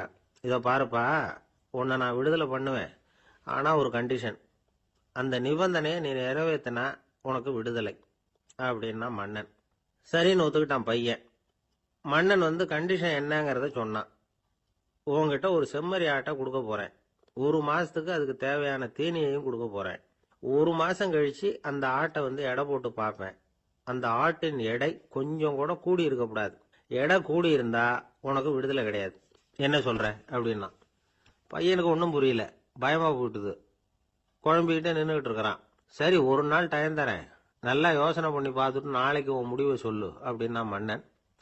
பையன் கவலையோட வெளியில வந்தான். அங்க ஒரு பெரியவர் நின்றுகிட்டு இருந்தார். அவர்கிட்ட விஷயத்த சொன்னான். அந்த பெரியவர் இந்த பையனுக்கு காதோட காதா ஒரு வழியை சொல்லி கொடுத்தார். அதை கேட்டதும் பையன் மறுபடியும் மன்னன் முன்னாடி நின்னா, உங்க நிபந்தனையை ஏத்துக்கிறேன்னு சொன்னான். மன்னன் ஒரு ஆட்டுக்குட்டியையும் அதுக்கு 1 மாசத்துக்கு தேவைப்படுற தீவனத்தையும் கொடுக்கும்படியா உத்தரவு போட்டான். கொடுத்தாங்க, ஓடிட்டு போயிட்டான். 1 மாசம் தினமும் தவறாம அந்த தீவனத்தை ஆட்டுக்குட்டிக்கு போட்டுக்கிட்டு இருக்கிறான். 1 மாசம் கழிச்சு அந்த ஆட்டை அரண்மனைக்கு ஓட்டிக்கிட்டு போனான். மன்னன் அதை எடை போட்டு பார்க்கறான், எடை கூடவே இல்லை, அப்படியே தான் இருக்குது. உடனே போட்ட நிபந்தனைப்படி அந்த இளைஞனை விடுதலை பண்ணிவிட்டான். சரி, ஆட்டுக்கு எடை கூடாம இருக்கிறதுக்கு அந்த பெரியவர் சொல்லி கொடுத்த யோசனை என்ன அப்படின்னா, அது வேற ஒண்ணும் இல்லை. அந்த ஆட்டுக்கு எதிரில் அது கண்ணுல படுற மாதிரி ஒரு ஓநாயை கட்டி போட சொன்னார். அவ்வளவுதான். ஆட்டுக்கு ஓநாய்ங்கிறது பிறவி பகை. ஓநாயை பார்த்தா ஆடு நடுங்க ஆரம்பிச்சிரும், அவ்வளவு பயம். தினமும் அந்த ஆடு பயந்துகிட்டே தீனி சாப்பிட்டுது, எடை கூடல. அதுதான் ரகசியம். இது சின்ன பிள்ளைங்களுக்கான ஒரு கதை. இதுல இருந்து தெரிஞ்சுக்க வேண்டிய உண்மை என்னன்னா, நாமெல்லாம் சாப்பிடுறப்ப மனசும் உடம்பும் அமைதியா இருக்கணும். அப்பதான் அது உடம்புல ஒட்டும். அவசரத்திலையும் பயத்திலையும் சாப்பிட்டா அது சரியா ஜீரணம் ஆகாது. இன்னொரு ராஜா இருந்தார். அவரும் ஒரு இளைஞனை ஜெயிலில் அடைச்சு விட்டார். விடுதலை பண்ணணும்னா ஒரு கண்டிஷன்னார். என்னன்னு கேட்டான். ஒரு ஆட்டுக்குட்டியை அவன் முன்னாடி கொண்டாந்து நிறுத்துவேன், நீ அதுகிட்ட ஒரு கேள்வி கேட்கணும், அதுக்கு சரியான பதிலை சொல்லணும், அப்படி செஞ்சுட்டா உனக்கு விடுதலைன்னார். இளைஞன் யோசனை பண்ணி பார்த்தான். சரின்னு ஒத்துக்கிட்டான். அது பிரகாரமே ஆட்டுக்குட்டிய பதில் சொல்ல வச்சுட்டான். என்ன நடந்தது தெரியுமா? ஆட்டுக்குட்டியை கொண்டாந்து நிறுத்தினாங்க. இவன் மெதுவா அதுகிட்ட போனான். அது காதுகிட்ட போய் ஏப்ரலுக்கு அடுத்த மாசம் என்ன மாசம்னு கேட்டான். அது உடனே மேன்னு கத்திச்சு. இவன் விடுதலை ஆயிட்டான். ஒருத்தர் குதிரை ரேஸுக்கு போனார், பணம் கட்டினார், தோத்து போயிட்டார். மறுபடியும் போனார், பணம் கட்டினார், தோத்து போனார். அடுத்த தடவையும் பணம் கட்ட போனப்போ அவரை தடுத்து கேட்டோம், ஏன் சார், ஏற்கனவே விட்டது போதாதா, இன்னமும் இருக்கிறத விடணுமா அப்படின்னு கேட்டோம். விட்டதையெல்லாம் மொத்தமா எடுக்க வேணாமா சார், அதுக்காக தான் தொடர்ந்து பணம் கட்டுறேன்னாரு அவரு. இவரை திருத்துறது ரொம்ப கஷ்டம். இது ஒரு மனநோய். மனநோய்கள்ல பல வகை உண்டு. மனநோய்கள் பிரிவு அட்டவணையில சூதாட்டம்ங்கிறது அவதி வரும் நோய் அப்படிங்கிற தலைப்புல வருது. சூதாட்டம் 2 வகைப்படும்னு சொல்றாங்க உளவியல் நிபுணர்கள். ஒரு வகை எப்படின்னா, நண்பர்களோட சேர்ந்துகிட்டு மகிழ்ச்சியும் கிளர்ச்சியும் அடையறதுக்காக ஈடுபடுறது. பிரச்சனைகளை தீர்க்கறதுல ஒரு ஆர்வம், கேளிக்கைக்காக கொஞ்சம் விட்டு பிடிக்கிறது அப்படிங்கிற மனுஷனுடைய அடி மனசுல உள்ள விபரீத பிணைய சுபாவம், இதெல்லாம் அதுக்கு காரணம். இன்னொரு வகை எப்படின்னா, சூதாட்டத்தில் ஈடுபட்டு ஒரு கட்டாய நிலைமைக்கு ஆளாயிடுறது. ஈடுபடு அப்படின்னு மனசு ஒரு வெறித்தன்மையை தூண்டிக்கிட்டே இருக்கும். இப்படிப்பட்டவங்களுக்கு நாம தோத்துக்கிட்டு இருக்கோம்ங்கிறது தெரியும், நாம ஜெயிக்கிறதுக்கான சந்தர்ப்பம் இல்லைங்கிறதும் தெரியும். இதனால நமக்கும் கஷ்டம், நம்ம சுத்தி இருக்கிறவங்களுக்கும் கஷ்டங்கிறதும் புரியும். அப்படி இருந்தும் சூதாடுவாங்க. இதுக்கு காரணம் சூதாடியின் பகற்கனவு அப்படிங்கிறாங்க நிபுணர்கள். இந்த நிலைமைக்கு கட்டாய சூதாட்டம் அல்லது நிர்பந்த சூதாட்டம் அப்படின்னு பேர் வச்சிருக்கிறாங்க. இப்படிப்பட்ட ஆசாமி இருக்கிறது பூரா விட்டுருவான், கடன் வாங்குவான், திருடுவான், இருந்தாலும் என்னைக்காவது ஒரு நாள் ஜெயிச்சிருவேன் அப்படின்னு சொல்லிக்கிட்டே இருப்பான். விட்டதை எடுத்துருவேங்கிற ஒரு நம்பிக்கை சுடர் அவனுக்குள்ள எரிஞ்சுக்கிட்டே இருக்கும். இவனை மனநோயாளி அப்படின்னு சொல்லிட முடியாதான். என்ன காரணம்னா, இது மாதிரி ஆளுங்க கிட்ட மன போராட்டமோ கவலையோ பதட்டமோ இருக்கிறது இல்ல. சில விசேஷமான குணங்கள் இவங்க கிட்ட உண்டு. எதிர்ப்பு உணர்ச்சி, சிறுபிள்ளைத்தனம், சட்ட திட்டங்களையும் சம்பிரதாயங்களையும் உட தெரியாத மனப்போக்கு, பொறுப்பில்லாத தன்மை, நெறி தவறி நடக்கிறது எல்லாம் இவங்க கிட்ட உண்டு. ஆனா வெளிப்பார்வைக்கு ரொம்ப சிநேகமா இருப்பாங்க, அன்பா இருப்பாங்க. அப்படி இருக்கிறதாக காட்டிக்குவாங்க. ஆதாயம், சுயலாபம் இதெல்லாம் கருதி தான் பழகுவாங்க. இவங்க கேட்கறப்ப நாம பணம் கொடுக்கலன்னு வச்சுக்கோங்க, நம்மளை கை விட்டுருவாங்க. நம்ம மேல அபாண்டமா பழி சுமத்துறது கூட தயங்க மாட்டாங்க. தங்களுடைய சூதாட்ட நடவடிக்கைகளுக்கு சாதகமான காரணங்களை சொல்லிட்டு இருப்பாங்க. நீ வேணும்னா பாரு, ஒரே நாள்ல நான் இழந்ததையெல்லாம் மீட்டு லட்சாதிபதி ஆறனா இல்லையா பாரு அப்படிம்பாங்க. தோத்து போறத ஒரு படிப்பினையா இவங்க எடுத்துக்கிறதே இல்லை. தோத்து போறதுலேயே இவங்களுக்கு ஒரு அலாதியான சுகம். தனக்குத்தானே துன்பத்தை வரவழைச்சிக்கிட்டு இன்பம் அடையறதுக்கு தன்வதை சுகம் அப்படின்னு பேர். இவங்கெல்லாம் அந்த ரகம். சில பேர் எப்படி தெரியுமா, மந்திர எண்ணங்களை வரவழைச்சிக்கிறது, சூதாடுறதுக்காக ஆபீஸ்ல கையாடல் பண்றது, அடுத்தவங்க கிட்ட இருந்து திருடுறது. இந்த மந்திர எண்ணம் தீவிரமாச்சுன்னா ஒரு மாதிரியா பேச ஆரம்பிச்சிருவாங்க. தோல்விதான் சார் வெற்றிக்கு முதல் படியும்பாங்க. தன்னால பகடக்காய்களையும் குதிரை ஓட்டிகளையும், அதாவது இந்த ஜாக்கிகள், அதெல்லாம் கட்டுப்படுத்த முடியுங்கிற பித்து நிலைக்கு இவங்கெல்லாம் தள்ளப்பட்டுருவாங்க. சில சூதாடிகள் ஆராய்ச்சி பார்த்ததுல என்ன தெரிய வந்தது தெரியுமா, அவங்கெல்லாம் குழந்தை பருவத்துல அன்புக்காக ஏங்கினவங்களாம், புறக்கணிக்கப்பட்டவங்களாம், உதவிகளை பெற முடியாதவங்க, இப்படிலாம் இருந்திருக்கிறாங்க. இவங்க வளர வளர மற்றவங்க சௌகரியம் பற்றி அக்கறை இல்லாதவங்களா ஆயிடுறாங்க. அதிர்ஷ்ட தேவதை தன்னோட இருக்கிறாங்க அப்படிங்கிற அசையாத நம்பிக்கை இவங்களுக்கு. இவங்களை திருத்துறது ரொம்ப கஷ்டம். அதனால பந்தயம், சூதாட்டம் இது மாதிரியான விஷயங்களை விட்டு விலகியே இருக்கிறது தான் நமக்கு நல்லது. ஒரு ஆள் சொன்னான், என்னுடைய குதிரை வேகமா ஓடுறதுக்கு என்ன வழி அப்படின்னு கால்நடை மருத்துவர்கிட்ட யோசனை கேட்டேன். அவர் ஒரு பாட்டில் நிறைய மாத்திரைகளை கொடுத்து தினம் 2 மாத்திரை வீதமா கொடுக்க சொன்னார். முதல் நாள் 2 மாத்திரையை கொடுத்துட்டு அது மேலே ஏறி உட்கார்றதுக்கு போனேன். அவ்வளவுதான். அதுக்குள்ள அது அம்பு மாதிரி பாஞ்சு ஓடி போச்சு. நான் இன்னும் உட்காரவே இல்லை, அதுக்குள்ள பாஞ்சு ஓடி போச்சு அப்படின்னா. அடடா, அப்புறம் நீங்க என்ன பண்ணீங்க அப்படின்னு கேட்டாங்க. என்ன பண்றது, மீதி மாத்திரை பூராவே நான் முழுங்கி விட்டு அதுக்கப்புறம் துரத்தி பிடிச்சி அது மேலே ஏறி உட்கார்ந்தேன் அப்படின்னா அவன். ஒரு நீதிமன்றம், அங்க ஒரு கொலை வழக்கு சம்பந்தமா விசாரணை நடந்துகிட்டு இருக்குது. அந்த வழக்கறிஞர் ரொம்ப தீவிரமா வாதாடிட்டு இருக்கிறார்.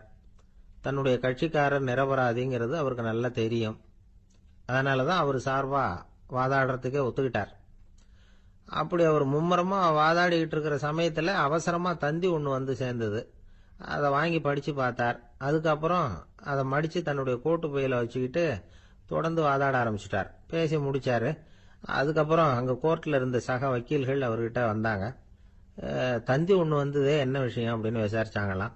அப்போ அவர் சொல்லியிருக்கிறார், ஊர்ல சிகிச்சைக்காக போயிருந்த என்னுடைய மனைவி இறந்து போனதா தந்தி வந்திருக்குது அப்படின்னாராம். மற்ற வக்கீல்களுக்கு அதிர்ச்சி. என்னங்க இது, மனைவி இறந்ததை விட கேஸ் முக்கியமா உங்களுக்கு அப்படின்னு கேட்டிருக்கிறாங்க. இறந்து போன என் மனைவி மறுபடியும் திரும்பி வர போறதில்ல. ஆனா என்னுடைய கட்சிக்காரர் ஒரு கொலை வழக்குல மாட்டிக்கிட்டார். அவரோ நிரபராதி. அவர் உசுரை நான் காப்பாற்ற வேணாமா, இதுதான் என்னுடைய கடமை அப்படின்னாராம். இப்படி இவர் சொன்னது எல்லாரும் அப்படியே திகைச்சு போய் நின்னுட்டாங்களாம். சரி, கடமைக்கு முக்கியத்துவம் கொடுத்த அந்த வழக்கறிஞர் யார் தெரியுமா? அவர் தான் இரும்பு மனிதர் சர்தார் வல்லபாய் பட்டேல். குஜராத் மாநிலத்தில் 1875 அக்டோபர் 31 அன்றைக்கு ஜாவேரி பாய் அப்படிங்கிறவருக்கு 4வது பிள்ளையா அவர் பிறந்தாராம். இந்த ஜாவேரி பாய் யார் தெரியுமா? ஜான்சி ராணி லட்சுமி பாய் போர் படையில ஒரு வீரரா பணிபுரிஞ்சவர். இளம் வயசுல வல்லபாய் படேல் ரொம்ப சிரமப்பட்டு படிச்சிருக்கார். விடாமுயற்சி வெற்றியை கொடுத்தது. கல்லூரியிலையும் காலடி வச்சார். அதுக்கப்புறம் வக்கீல் பட்டத்தையும் வாங்கினார்.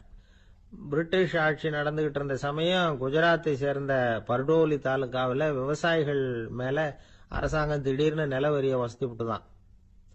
ஏழை விவசாயிகள் ரொம்ப கஷ்டப்பட்டு இருக்காங்க. அரசாங்கம் வரி செலுத்தாத விவசாயிகளின் நிலங்களை எல்லாம் ஜப்தி செஞ்சுதான். அரசாங்கத்தை எதிர்க்கிறவங்களை எல்லாம் கைது பண்ணி சிறையில அடைச்சுட்டாங்களாம். சில பேர் வீடு வாசல் ஆடு மாட்டையெல்லாம் வித்து கூட வரி கட்ட வேண்டிய நிலைமைக்கு ஆளாயிட்டாங்க. வழக்கறிஞர் வல்லபாய் படேல் நில வரியை உடனே ரத்து பண்ணணும் அப்படின்னு பம்பாய் கவர்னருக்கு ஒரு கடிதம் எழுதினார். எந்த பலனும் இல்லை. உடனே எல்லா விவசாயிகளையும் அணி திரட்டினார். அதுக்கு தானே தலைமை தாங்கினார். சத்தியாகிரகம் நடத்தினார். அந்த பகுதியில் எந்த வேலையும் நடக்கல. வேற வழி இல்லை, ஆட்சியாளர்கள் உடனே வரியை ரத்து பண்ணாங்க. சிறையில் இருந்தவங்களெல்லாம் வெளில விட்டாங்க. 1928 ஆகஸ்ட் 6 சர்க்காருக்கும் விவசாயிகளுக்கும் இடையில ஒரு உடன்பாடு ஏற்பட்டது. அதுக்கப்புறம் தான் நிலைமை சரியா போச்சான். வல்லபாய் பட்டேலின் பொது சேவையை பாராட்டின பொதுமக்கள் அவருக்கு சர்தார் அப்படிங்கிற பட்டத்தை கொடுத்தாங்களாம். சர்தார்னா தலைவர் அல்லது தளபதினு அர்த்தம். இரும்பு மனிதர்னு இவருக்கு பேரு. இருந்தாலும் நகைச்சுவை உணர்வும் இவருக்கு நிறைய உண்டு. ஒரு தடவை ஒரு பத்திரிகை நிருபர் வந்திருக்கார். சர்தார் பட்டேல் கிட்ட அவருக்கு பிடிச்ச பண்பாடு கலாச்சாரம் எது அப்படின்னு கேட்கணும்னு ஆசை. அதனால அவரை பார்த்து கேட்டாராம், ஏங்க உங்களுக்கு பிடிச்ச கல்ச்சர் எது அப்படின்னு கேட்டிருக்கார். இதுக்கு சர்தார் பட்டேல் சொன்ன பதில் என்ன தெரியுமா? எனக்கு பிடிச்ச கல்ச்சர் அக்ரிகல்ச்சர் அப்படின்னு. ஒரு அப்பாவுக்கு 2 பிள்ளைங்க. மூத்தவன் ரொம்ப அடக்கம். அப்பா எது சொன்னாலும் கேட்பான். பெரியவங்களுக்கு கீழ்ப்படிஞ்சு நடப்பான். இளையவன் அப்படி இல்லை, தான் நினைச்சதை தான் சொல்லுவான், செய்வான். அடுத்தவங்க சொல்றதை கேட்க மாட்டான், அடங்கி நடக்க மாட்டான். இந்த 2 பேர்ல யாரை உங்களுக்கு பிடிக்கும்?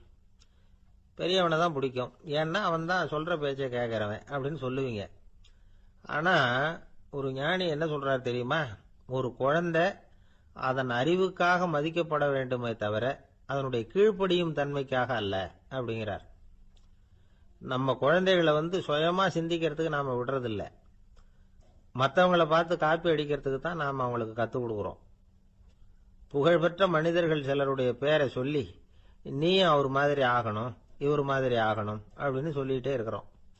குழந்தைகள் தங்களுடைய தனித்தன்மையை வளர்த்துக்கிறதுக்கு நாம தடையா இருக்கிறோம். ஒரு குழந்தைகிட்ட அனாவசியமா நம்பிக்கையை வளர்த்துடக்கூடாது.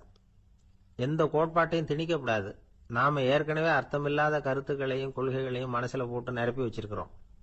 இந்த உலகத்துக்கு புதுசா சேர்ந்திருக்கிற ஒரு குழந்தையின் தூய்மையான மனசுல நம்ம கருத்துக்களை அறிமுகம் செய்ய அல்லது திணிக்கிறதுக்கு நமக்கு எந்த அதிகாரமும் கிடையாது.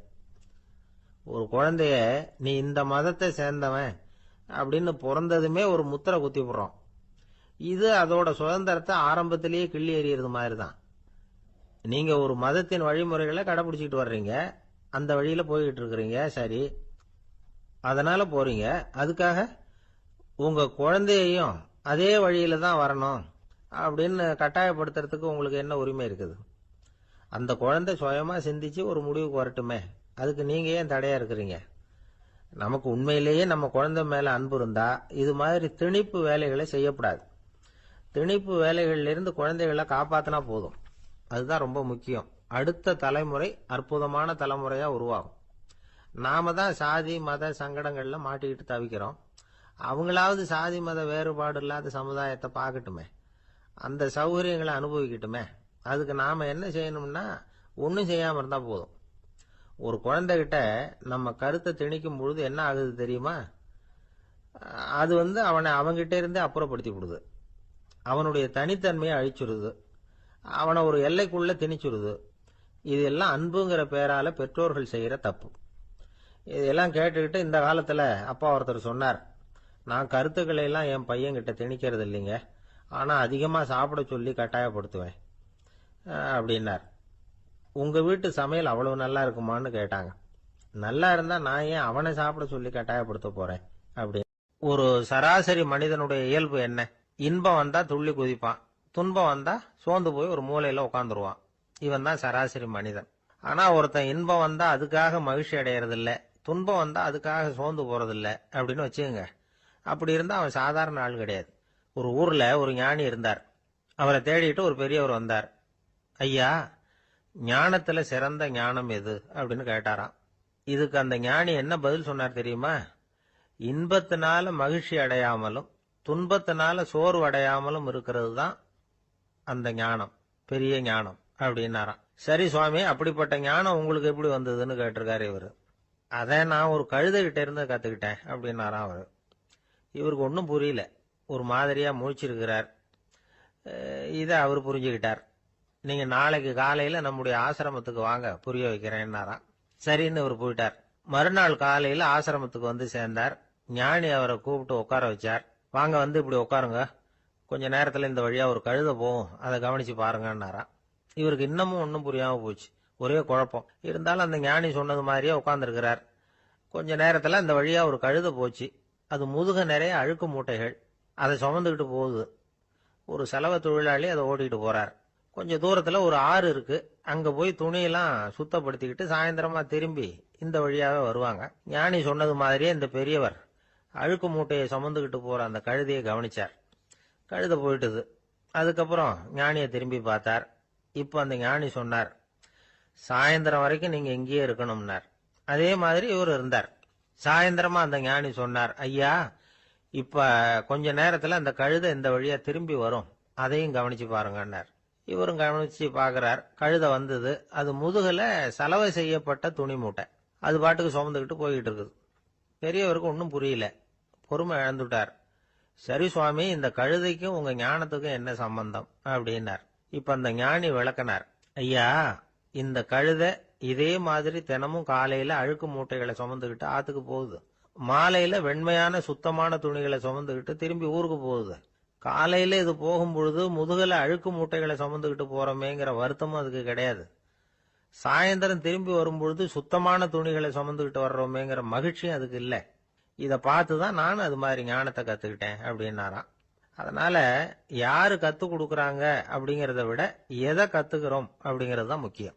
ஒரு சினிமா பாக்குறோம், ஒரு அருவி கொட்டுறது மாதிரி காட்சி வருது, தண்ணீர் வழியுது. படம் முடிஞ்சதும் பாத்தீங்கன்னா அந்த திரை என்ன நனைஞ்சு போயா இருக்கும். ஒரு தீப்பிடிச்சு எரியிற காட்சியை சினிமாவில் பாக்குறீங்க. காட்சி முடிஞ்சதும் அந்த வெண் திரையே கருகி போயா இருக்கும். படத்துல வர்ற தண்ணீரும் நெருப்பும் அந்த திரையை பாதிக்கிறது இல்லை.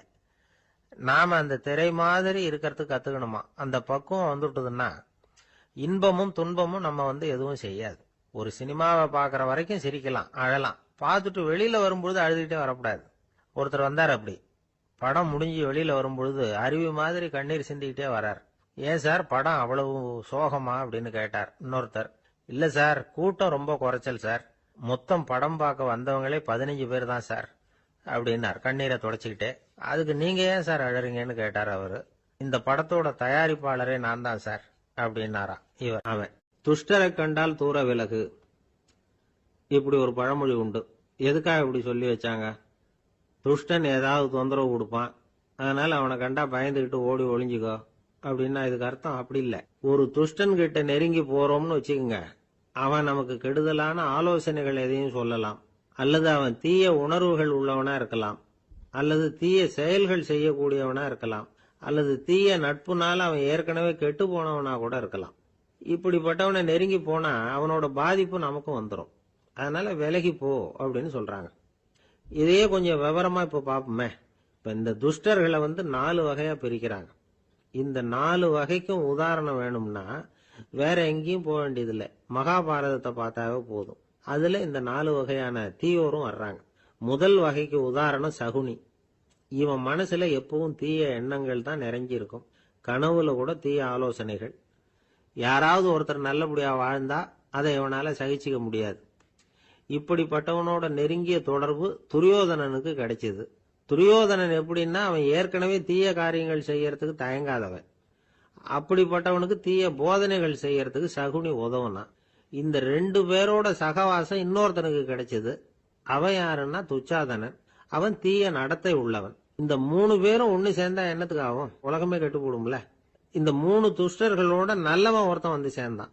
அவன் தான் கர்ணன். கர்ணன் இயல்பாவே உத்தம குணம் உள்ளவன். அவன் நல்லவங்களோட சேராம இப்படிப்பட்ட கெட்டவங்க கிட்ட நட்பு வச்சுக்கிட்டான். அதனால அவனும் தீய செயல்கள்ல ஈடுபடுறது மாதிரி ஆயிடுது. துரியோதனனுடைய நண்பனா அவனுடைய ஆதரவுல வளர்ந்ததுனால அவனுக்கு துணையா இருக்க வேண்டி இருக்குது அப்படின்னா. நட்பு உரிமையினால உதவி புரிய வேண்டியது சரிதான், அது தப்புன்னு சொல்ல முடியாது. இருந்தாலும் தீய செயல்களுக்கு உதவி செய்யறது சரியில்லை. புத்தி பலம் புஜ பலம் எல்லாம் இருந்தா கூட தெய்வ பலம் இல்லைன்னா ஜெயிக்க முடியாது. கர்ணன் மகா வீரன். இருந்தாலும் கடைசியில் அவன் கதி என்னாச்சு? அவங்ககிட்ட எல்லா நல்ல குணங்களும் இருந்தது. இருந்தாலும் ஏன் இப்படி ஆச்சு? தீயவர்களுடைய சேர்க்கை தான் காரணம். அவங்களோட சேர்ந்ததுனால இவனையும் அப்படியே நினைக்க ஆரம்பிச்சுட்டாங்கல்ல. 4 வகை துஷ்டர்கள்ல இவனும் ஒரு வகை அப்படின்னு சொல்ல ஆரம்பிச்சிட்டாங்க. அதாவது தீய ஆலோசனைக்கு சகுனி, தீய உணர்வுகளுக்கு துரியோதனன், தீய செய்கைக்கு துச்சாதனன், தீய நட்புக்கு கர்ணன். இப்படி உதாரணம் ஆயிட்டான். அதனாலதான் துஷ்டரை கண்டால் தூர விலகு அப்படின்னு சொன்னாங்க. அது புராண காலம். இப்பெல்லாம் நிலைமை கொஞ்சம் வேற விதமா இருக்குது. அன்னைக்கு ஒரு நாள் அப்படிதான் ஒரு காட்டு பாதையில யாரோ ஒருத்தர் அடிபட்டு கிடந்தார். யாரோ ஒரு துஷ்டன் அவனை அடிச்சு போட்டுட்டு போயிட்டான் போல இருக்கு. அந்த வழியா போன ஒருத்தர் பரிதாபப்பட்டு அவனை போய் தூக்குனார், ஆறுதல் சொன்னார். இத பாருங்க, இந்த வழியா எப்பவும் தனியா வரக்கூடாது. ஏன்னா இங்க ஒரு ரவுடி இருந்துகிட்டு வர்றவங்க போறவங்களெல்லாம் வழிப்பறி பண்ணிட்டு இருக்கிறதா கேள்விப்பட்டிருக்கிறேன் அப்படின்னாராம். இனிமே அப்படி கேள்விப்பட மாட்டீங்க அப்படின்னு அந்த ஆளு. ஏன்னு கேட்டிருக்காரு இவர். அவன் சொல்லியிருக்கான், நான் தான் சார் அந்த ரவுடி. இந்த வழியா போனவங்க கிட்ட தகராறு பண்ணேன். அவங்க தான் என்ன இப்படி அடிச்சு போட்டு என்கிட்ட இருந்த பணத்தை எல்லாம் புடுங்கிட்டு போட்டாங்க சார். காலம் ரொம்ப கெட்டு போச்சு அப்படின்னு ரொம்ப பரிதா. ஒருத்தர் மனசுல நிம்மதி இல்லாம உட்கார்ந்திருந்தார். என்ன சார் விஷயம் அப்படின்னு விசாரிச்சேன். அகலக்கால் வச்சுட்டேன், அதுதான் அவதிப்படுறேன்னார். விவரமா சொல்லுங்கன்னு. வீடு கட்டணும்னு ஆரம்பிச்சேன், வேலை பாதியிலேயே நிக்குது, கையில பணம் இல்லை அப்படின்னார். இது மாதிரி ஆசாமிகள் பல பேரை நீங்க பார்த்துருக்கலாம். இவங்கெல்லாம் சுலபமா மன அழுத்தத்துக்கு ஆளாயிடுறாங்க. மன உளைச்சல், அதாவது ஸ்ட்ரெஸ் அப்படின்னு சொல்றோமே, அதுக்கு அடிப்படையான சில காரணங்கள் உண்டு. அதாவது மிகையாக திட்டமிடுதல் அப்படிங்கறதும் ஒரு முக்கியமான காரணம். நடைமுறை சாத்தியம் என்னங்கிறத மனசுல வச்சுக்கிட்டு எந்த திட்டத்தையும் தீட்டணும், அப்பதான் அது சரியா வரும். ரெண்டாவது காரணம் என்ன தெரியுமா? ஒரே நேரத்தில் பல்வேறு செயல்களில் ஈடுபடுறது. தொலைபேசியில் பேசிக்கிட்டே கையில் இருக்கிற கடிதத்தை படிச்சுக்கிட்டே எதிரில் உட்காந்துக்கிட்டு இருக்கிறவருக்கும் அப்பப்போ பதில் சொல்லிக்கிட்டு மனசில் பல்வேறு சிந்தனைகளை அப்படியே ஓட விட்டுக்கிட்டு இருக்கிறது, இதுவும் மன அழுத்தத்தை உண்டாக்குது. மூணாவது காரணம், எதிலேயும் வெற்றி மட்டும் எதிர்பார்க்கிற ஒருதலைப்பட்சமான ஆர்வம். நாம தொட்டதெல்லாம் வெற்றியாவே முடியணும் அப்படின்னு எதிர்பார்க்கிறவங்க ஏதாவது ஒண்ணுல தோல்வியை கண்டா தோண்டு போயிடுறாங்க. எப்படியும் முடியலாம்ங்கிற எண்ணம் ஏற்கனவே நமக்குள்ள இருந்துட்டுதுன்னா அந்த அவஸ்தை வராது. அதனால அதுவும் நம்ம வளர்த்து கொள்ள வேண்டிய ஒரு குணம். மன உளைச்சல் ஏற்படுறதுக்கு இன்னொரு காரணம், எதையும் வேகமா செஞ்சுடணும் அப்படிங்கிற துடிப்பு. அந்த துடிப்பே மனசை அழுத்த ஆரம்பிச்சிடும். எந்த ஒரு காரியத்திலையும் தாமதமோ இடையூறோ ஏற்பட்டா அதை பொறுத்துக்கிற மனப்போக்கம் வேணும். அது இல்லாதவங்க அழுத்தத்துக்கு ஆளாயிடுறாங்க. சில பேர் வேலைன்னு எந்த நேரம் பார்த்தாலும் வேலையே கதின்னு கிடப்பாங்க. பொழுதுபோக்குக்கோ உடற்பயிற்சிக்கோ குடும்பத்தில் உள்ளவங்க அல்லது நண்பர்கள் கூட கலந்துரையாடவோ கொஞ்சம் கூட நேரம் ஒதுக்க மாட்டாங்க. இந்த சுபாவம் மன அழுத்தத்தை உண்டு பண்ணும். இதையெல்லாம் புரிஞ்சுக்கிட்டு அதிலிருந்து விடுபடுறது எப்படின்னு யோசிக்கணும். வல்லுநர்கள் இது தொடர்பாக சில யோசனைகளை சொல்லி வச்சிருக்கிறாங்க. அது என்னன்னா, வாழ்க்கைங்கிறது பிரச்சனைகளால பின்னப்பட்ட ஒன்று. அது எப்பவுமே முடிவடையாத ஒரு தொடர்கதை அப்படிங்கறத முதல்ல நாம புரிஞ்சுக்கணும். ஒரே நேரத்தில் ஒரு காரியத்தில் மட்டுமே நாம கவனம் செலுத்தணும். அடுத்தவங்க காரியத்தில் தலையிடக்கூடாது. எதையும் பேச ஆரம்பிக்கிறதுக்கு முன்னாடி நம்மை நாமே கேட்டுக்க வேண்டிய கேள்வி 2. 1, நான் சொல்ல போறது ரொம்ப முக்கியமானதா? 2வது, நான் சொல்றத அவங்க கேட்கறதுக்கு ஆசைப்படுறாங்களா? நான் பேசுறதுக்கு அது சரியான நேரம் தானா? இதை யோசிச்சு பார்த்ததுக்கு அப்புறம் எதையும் பேச ஆரம்பிக்கணும். முடிஞ்ச அளவுக்கு வளைந்து போகிற சுபாவத்தை வளர்த்துக்கணும். நம்ம நேரம் விலை மதிப்பு இல்லாதது, அதை வீணாக்கக்கூடாது.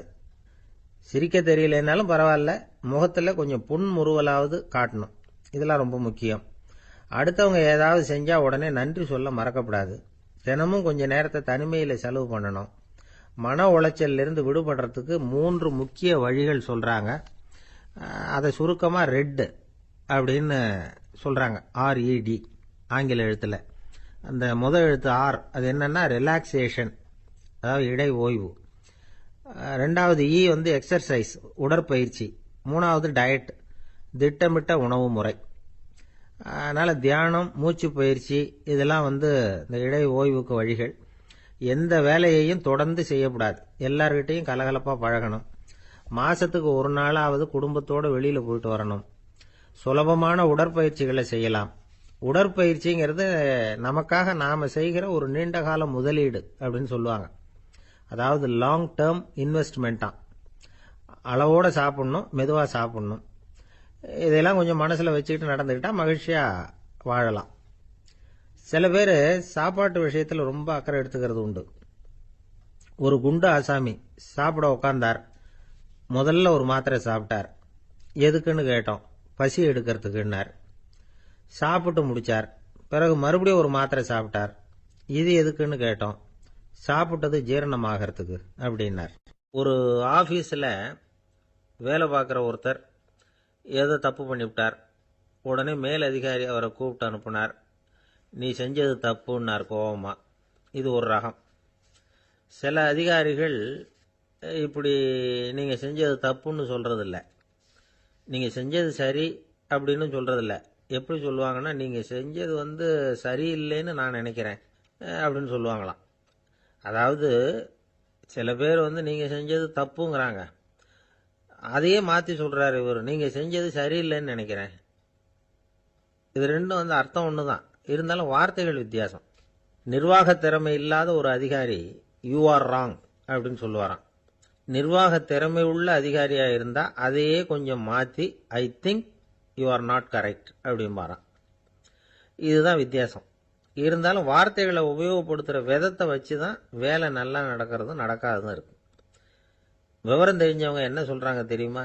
B a leader not a boss அப்படிங்கிறாங்க. ஒரு லீடரா இரு, பாஸா இருக்காதே அப்படிங்கிறாங்க. சரி, அப்படின்னா லீடருக்கும் பாஸுக்கும் வித்தியாசம் உண்டா அப்படின்னு கேட்டா இருக்குன்னு சொல்றாங்க. லீடருங்கிறவர் வேற, பாஸுங்கிறவர் வேற. ஒரு லீடர் எப்படி நடந்துக்குவார், ஒரு பாஸ் எப்படி நடந்துக்குவார், இதை முதல்ல நாம தெரிஞ்சுக்கணும். அவங்க எப்படி நடந்துக்குவாங்க அப்படிங்கிறதுக்கு சில விவரங்கள் இருக்கு. அதை கேட்டோம்னா நாம புரிஞ்சுக்கலாம் அதை. அதாவது பாஸுங்கிறவர் விரட்டிக்கிட்டே இருப்பார், லீடருங்கிறவர் ஊக்கப்படுத்திக்கிட்டே இருப்பார். நாளைக்கு சாயந்தரத்துக்குள்ள அந்த வேலையை செஞ்சு முடிக்கலன்னா தொலைச்சு விடுவோம் தொலைச்சி அப்படிம்பார் அவர். இவர் எப்படி சொல்லுவார்னா, இதுவரைக்கும் நீங்க செஞ்சிருக்கிற வேலை ரொம்ப அற்புதம் அப்படிம்பார். பாஸுங்கிறவர் அதிகாரத்தை நம்பி செயல்படுறவர், லீடருங்கிறவர் நல்லெண்ணத்தை நம்பி செயல்படுறவர். நம்ம கிட்ட அதிகாரம் இருக்கு, பவர் இருக்கு, அதனால காரியத்தை சாதிச்சுடலாம் அப்படின்னு நினைக்கிறவர் அவரு. மற்றவங்க கிட்ட ஒரு நல்ல அபிப்பிராயத்தை சம்பாதிச்சுக்கிட்டு அது மூலமா காரியங்களை சாதிக்கிறவர் இவர். பாஸுங்கிறவர் பயத்தை உண்டு பண்ணுவார், லீடருங்கிறவர் அன்பை பரவ செய்வார். அதை செய்யலைன்னா ஆடிட்ல தகராறாயிடும், இது செய்யலைன்னா இன்கிரிமெண்ட் கட் ஆயிடும், இப்படி ஏதாவது சொல்லி பயமுறுத்திக்கிட்டே இருப்பார் அவர். இவர் அப்படி இல்லை. உடம்பு இப்படி இருக்கு, வீட்டில் எல்லாரும் சௌக்கியமா இருக்கிறாங்களா, ஆபீஸ்ல எல்லாம் வசதியா இருக்குதா, நான் ஏதாவது உதவி செய்யணுமா அப்படின்னு அன்புக்கு முக்கியத்துவம் கொடுப்பார். பாஸுங்கிறவர் எதுக்கு எடுத்தாலும் நான் சொல்லிட்டு இருப்பாரு, லீடருங்கிறவர் நாமன்னு சொல்லிட்டு இருப்பார். பாஸுங்கிறவர் தப்புக்கு காரணம் யாருன்னு பார்ப்பார், லீடருங்கிறவர் தப்பு என்னன்னு பார்ப்பார். இதுதான் ரெண்டு பேருக்கு வித்தியாசம். The boss shows who is wrong, the leader shows what is wrong அப்படின்னு சொல்லுவாங்க. இந்த காரியம் எப்படி செய்யப்பட்டிருக்கு அப்படின்னு தெரிஞ்சுக்கிறவர் பாஸ், இந்த காரியத்தை எப்படி செய்யணும்னு செஞ்சு காட்டுறவர் லீடர். பாஸுங்கிறவர் பணியாளர்களை திட்டுவார், லீடர் மரியாதைக்குரியவரா நடத்துவார், அதுக்குரியவரா அவர் நடந்துக்குவார். செய்யற வேலையை ஒரு சுமையா நினைக்க வைக்கிறவர் பாஸ், செய்யற வேலையை ஒரு சந்தோஷமா ஆக்குறவர் லீடர். ஒரு முதலாளியா இருக்கிறவர் அல்லது ஒரு நிர்வாகியா இருக்கிறவர் இது மாதிரியான நுணுக்கங்களை எல்லாம் தெரிஞ்சு வச்சுக்கிறது நல்லது. ஒரு பாஸ் இருக்கார், அவர் ஒரு நாள் ரொம்ப பெருமையா தன்னோட ஆபீஸை பத்தி பேசிக்கிட்டு இருந்தார். எனக்கு கீழே 200 பேர் வேலை செய்யறாங்க சார், நான் ஒரு கோடு கிழிச்சா அவங்க அதை தாண்டாத அளவுக்கு நான் நடந்துக்கிறேன் சார் அப்படின்னார் அவர். அது எப்படி முடியுது உங்களால அப்படின்னு கேட்டோம். நான் கோடே கிழிக்கிறது இல்லை சார் அப்படின்னார். என்ன சார் உங்க பையன் என்ன செஞ்சுக்கிட்டு இருக்கிறான் இப்போ அப்படின்னு கேட்டார் ஒருத்தர். அடிக்கடி கண்ணாடி முன்னாடி நின்று அழகு பார்த்துக்கிட்டு இருக்கிறான் சார் அப்படின்னாரு அப்பா. இளம் பருவம் இப்படிதான் இருக்கும், அதையெல்லாம் சாதாரணமா நினைச்சுடாதீங்க அப்படின்னாரு அவரு. என்ன சார் சொல்றீங்க, கண்ணாடி முன்னாடி நின்றுக்கிட்டு நேரத்தை வீணாக்கிக்கிட்டு இருக்கான், அதை ஒரு பெரிய விஷயமா நான் நினைக்கணுமா அப்படின்னாரு இவர். இளம் பருவத்தில் இளைஞர்களுக்கும் சின்ன பொண்ணுங்களுக்கும் அடிக்கடி கண்ணாடியில் பார்க்கணும்னு தோணும். அது வெறுமனே அழகு பார்க்கறது மட்டும் இல்லை, அவங்க தங்களையே தேடி கண்டுபிடிக்கிற ஒரு முயற்சி அது. இது ஒரு மனோதத்துவ விளைவு. இது வரைக்கும் சின்ன பிள்ளையா இருந்துட்டோம், இனிமே நாமளும் மற்றவங்க மாதிரி மனிதர்கள் தான் அப்படிங்கிற உணர்வு அவங்களுக்கு வருது. தங்களோட முகம் எப்படி இருக்குது, அழகு எப்படி இருக்கு, உடம்பு நேரம் எப்படி இருக்கு, முடி எப்படி இருக்கு அப்படிங்கறதையெல்லாம் கண்டுபிடிக்கிறாங்க. அதுக்கப்புறம் இன்னொரு ஆணோ பொண்ணோ தன்னை கவனிக்கணும் அப்படின்னு நினைக்கிறாங்க. இதெல்லாம் மனோதத்துவ உண்மைகள், இதெல்லாம் இயற்கை. இதை பார்த்துட்டு பெத்தவங்க பிள்ளைங்க கெட்டு போட்டாங்க அப்படின்னு நினைக்கக்கூடாது, அவங்கள திட்டிக்கிட்டே இருக்கக்கூடாது. இன்னைக்கு பல குடும்பங்களில் இதுதான் நடந்துகிட்டு இருக்குது. மனுஷ வாழ்க்கையிலேயே இப்படியும் இல்லாத அப்படியும் இல்லாத ஒரு பருவம் வந்து இளம் பருவம். 13லேருந்து 19 வயசுக்கு உட்பட்ட ஆண்கள் பெண்கள் இந்த வகையை சேர்ந்தவங்க, டீனேஜ் குரூப். இவங்கள சின்னவங்கன்னு நினச்சிட முடியாது, பெரியவங்கன்னு நினச்சிட முடியாது. இவங்க ரொம்ப சென்சிட்டிவ். சமூகம் நினைச்சா இவங்களை வந்து நல்லவங்களாகவும் ஆக்கலாம், கெட்டவங்களாகவும் ஆக்கலாம். கொஞ்சம் அக்கறை எடுத்துக்கிட்டால் பெரிய பெரிய மேதைகளையும் விஞ்ஞானிகளையும் உருவாக்கலாம். ஆனால் நடக்கிறது என்ன தெரியுமா? அநேகமாக இவங்களை யாருமே சரியாக புரிஞ்சுக்கிறது இல்லை, இவங்களை சரியாக நடத்துறதும் இல்லை. இது வரைக்கும் நாம் சொல்கிறத கேட்டுக்கிட்டு இருந்தான், இப்போல்லாம் அவன் இஷ்டத்துக்கு நடக்க ஆரம்பிச்சுட்டான் அப்படின்னு வருத்தப்படுற பெற்றோர்கள் அதிகம். இது வருத்தப்படுற விஷயம் இல்லை, சந்தோஷப்பட வேண்டிய விஷயம். உங்கள் புள்ள வந்து சொந்தமாக யோசிக்க ஆரம்பிக்கிறதும் நடந்துக்க ஆரம்பிக்கிறதும் ஒரு தப்பான விஷயமா? அவன் கடைசி வரைக்கும் உங்கள் பேச்சையே கேட்டுக்கிட்டு இருக்கணுங்கிறது என்ன நியாயம்? இன்னைக்கு இளைஞர்களை வந்து பெரியவங்க தப்பாக புரிஞ்சுக்கிட்டு தவறாக நடத்துறதுனால தான் அவங்களுக்கு வெறுப்பு, எரிச்சல், மனக்கசப்பு எல்லாம் உண்டாகுது. பெற்றவங்க சரியாக மதிக்கிறது இல்லை அப்படிங்கிற ஒரே காரணத்தினாலேயே வீணா போகிற பிள்ளைங்க இன்னைக்கு அதிகம். சரி, பெற்றவங்களுக்கு இன்னைக்கு என்னதான் புத்தி சொல்ல வர்றீங்க அப்படின்னு கேட்குறீங்களா? நாம எதையும் சொல்ல வரல, ஆனால் அது சம்பந்தமான சில நிபுணர்கள் சொல்லியிருக்கிறத உங்க காதில் போட்டு வைக்கலாம். அது என்னன்னா, பிள்ளைங்க கிட்ட அன்பு செலுத்துங்க. குழந்தையா இருந்தப்போ எவ்வளவு பாசமா இருந்தீங்க, வளர வளர அதை ஏன் குறைச்சிக்கிறீங்க? பெற்றவங்களின் அன்பான வார்த்தைகளுக்கு ஏங்குறவங்க தான் இன்றைய இளைஞர்கள். அவங்க எதை சொன்னாலும் அதை அக்கறையாக காது கொடுத்து கேளுங்க, அலட்சியப்படுத்தாதீங்க. அவங்க விரும்புறது உங்ககிட்ட இருந்து ஒரு மதிப்பு, மரியாதை, அங்கீகாரம், இவ்வளவுதான். அவங்க அவங்களாவே முடிவுகள் எடுக்கட்டும், அதுக்கு நீங்கள் உதவியா இருங்க, அது போதும். மற்றவங்க முன்னாடி, முக்கியமாக அவங்க நண்பர்கள் முன்னாடி அவங்கள பற்றி மட்டமாக பேசாதீங்க. அவங்கக்கிட்ட பொய் சொல்லக்கூடாது. நீங்கள் சொன்னது பொய்ன்னு தெரிஞ்சு போச்சுன்னா உங்கள் பேரில் அவங்களுக்கு இருக்கிற மதிப்பு போயிடும், நம்பிக்கை போயிடும். அவங்களுக்கு முன்னாடி நீங்கள் சண்டை போடக்கூடாது. உங்கள் பிள்ளைய எப்பவும் இன்னொரு பிள்ளையோட ஒப்பிட்டு பேசுகிற வேலையே வேணாம். கூட பிறந்த மற்றவங்களோட கூட ஒப்பிடக்கூடாது. இப்படி செஞ்சால் அவன் உங்ககிட்டையும் பிரியமாக இருக்க மாட்டான், அவங்ககிட்டையும் பிரியமாக இருக்க மாட்டான். புள்ள எங்கே போகிறான், என்ன பண்ணுறான் அப்படின்னுலாம் வந்து துப்பறிஞ்சிக்கிட்டு இருக்கக்கூடாது. இளைஞர்கள் வந்து தனிமையை விரும்புகிறவங்க. அவங்கள வந்து பொட்டியில் வச்சு மூடி பாதுகாக்கணும்னு நினைக்கக்கூடாது. அவங்கள எப்படி பாதுகாக்கிறது அப்படிங்கிறது அவங்களுக்கே தெரியும். உங்கள் புள்ள எப்படி நடந்துக்கணும்னு நீங்கள் எதிர்பார்க்குறீங்களோ அது மாதிரி நீங்கள் நடந்து காட்டுங்க, அது போதும். ஒரு வீட்டில் அப்பாவும் அம்மாவும் பேசிக்கிட்டு இருக்கிறாங்க. என்னங்க, நம்ம பொண்ணு பெரியவள் ஆயிட்டா, அடிக்கடி கண்ணாடி முன்னாடி போய் நின்றுக்கிட்டு இருக்கிறா, சீக்கிரமாக ஒரு பையனை பார்த்து கல்யாணத்தை முடிக்காம இப்படி மசன்னு கல் மாதிரி உட்காந்துருக்குறீங்களே அப்படின்னு சத்தம் போட்டாங்க. அந்த அம்மா, அவசரப்படாத, பார்க்கறதுக்கு கண்ணுக்கு அழகா லட்சணமா புத்திசாலியா ஒரு பையன் கிடைக்க வேணாமா, அதுதான் பார்த்துக்கிட்டு இருக்கிறேன் அப்படின்னாரு அப்பா. இதுக்கு அந்த அம்மா சொல்றாங்க, எங்க அப்பா இப்படியெல்லாம் நினைச்சுக்கிட்டு இருந்திருந்தா எனக்கு கல்யாணமே ஆயிருக்காது தெரியுமா அப்படின்னாங்களாம். திருப்பாவை 7ஆம் பாடல். நாயகப் பெண் பிள்ளையை எழுப்புகிறார்கள். கீசு கீசென்று எங்கும் ஆனைச்சாத்தன் கலந்து பேசின பேச்சரவம் கேட்டிலையோ பேய்ப்பெண்ணே, காசும் பிறப்பும் கலகலப்ப கைபேர்த்து வாசன் அருங்குடல் ஆய்ச்சியர் மத்தினால் ஓசைப்படுத்த தயிர் அரவம் கேட்டிலையோ நாயகப் பெண் பிள்ளாய் நாராயணன் மூர்த்தி, கேசவனைப் பாடவும் நீ கேட்டே கிடத்தியோ தேசமுடையாய் திரவேலோர் எம்பாவாய். எங்கள் குழுவுக்கு தலைவியானவளே, நல்ல அழகுடையவளே, கீசு கீசென்று ஆனைச்சாத்தன் பறவைகள் ஆணும் பெண்ணுமாய் தமக்குள் இன்பமாய் பேசிக்கொள்ளும் பேச்சு உன் காதில் விழவில்லையா? பொழுது விடிந்ததை அறியாமல் பேய்த்தூக்கம் தூங்குகிறாயே. நறுமணம் பொருந்திய குழல்களை உடைய ஆயர் மகளிர் அச்சுத்தாலியும் ஆமைத்தாலியும் ஒலிக்கும்படி தமது கைகளை மாற்றி மாற்றி மத்தினால் தயிர் கடையும் பெரிய ஒலி உன் காதில் விழவில்லையா? உயிர்களின் உள்ளும் புறமும் நிறைந்துள்ள நாராயணன், அழகிய வடிவை உடையவன், நமது ஆயர்பாடியில் கண்ணனாக வந்து தன்னை கொல்ல வந்த கம்சன் விடுத்த கேசி என்ற அரக்கனை கொன்று கேசவன் என்று பெயர் பெற்றவன். அவனது புகழை இந்த மார்கழி விடியற்காலையில் நாங்கள் பாடி வருவதை காதால் கேட்டும் கேளாதது போல் படுக்கையில் கிடக்கிறாயே, இது உன் பெருமைக்கு அழகல்ல, எழுந்து கதவை திற. இது பாடலின் திரண்ட பொருள். கரிச்சான் குஞ்சு, கரிக்குருவி, வலியன், செம்போத்து என்றெல்லாம் அழைக்கப்படுகிற அந்த குருவிகள் ஆனைச்சாத்தன் என்ற பெயருடையவை. அவை ஒன்றோடு ஒன்று கலந்து பேசுகிற போது கீசு கீசு என்று ஒலி எழுப்புகின்றன. பறவைகளுடைய ஒலி கிசு கிசு என்று இருந்தாலும் அது கிருஷ்ண கிருஷ்ண என்று சொல்லுவதைப் போல பக்தர்கள் காதில் விழுகிறது. ஒரு இயற்கை ஒலியை பாடலில் கொண்டு வந்து காட்டுகிறார் ஆண்டாள் நாச்சியார். இயற்கை எழிலை முழுமையாக படம் பிடிக்கிறார். ஏன்? Nature is the body language of the God the Almighty. கடவுளின் உடல் மொழி எது என்று கேட்டால் இயற்கைதான் கடவுளின் உடல் மொழி. இந்த உலகம் பல சப்தங்களால் ஆனது.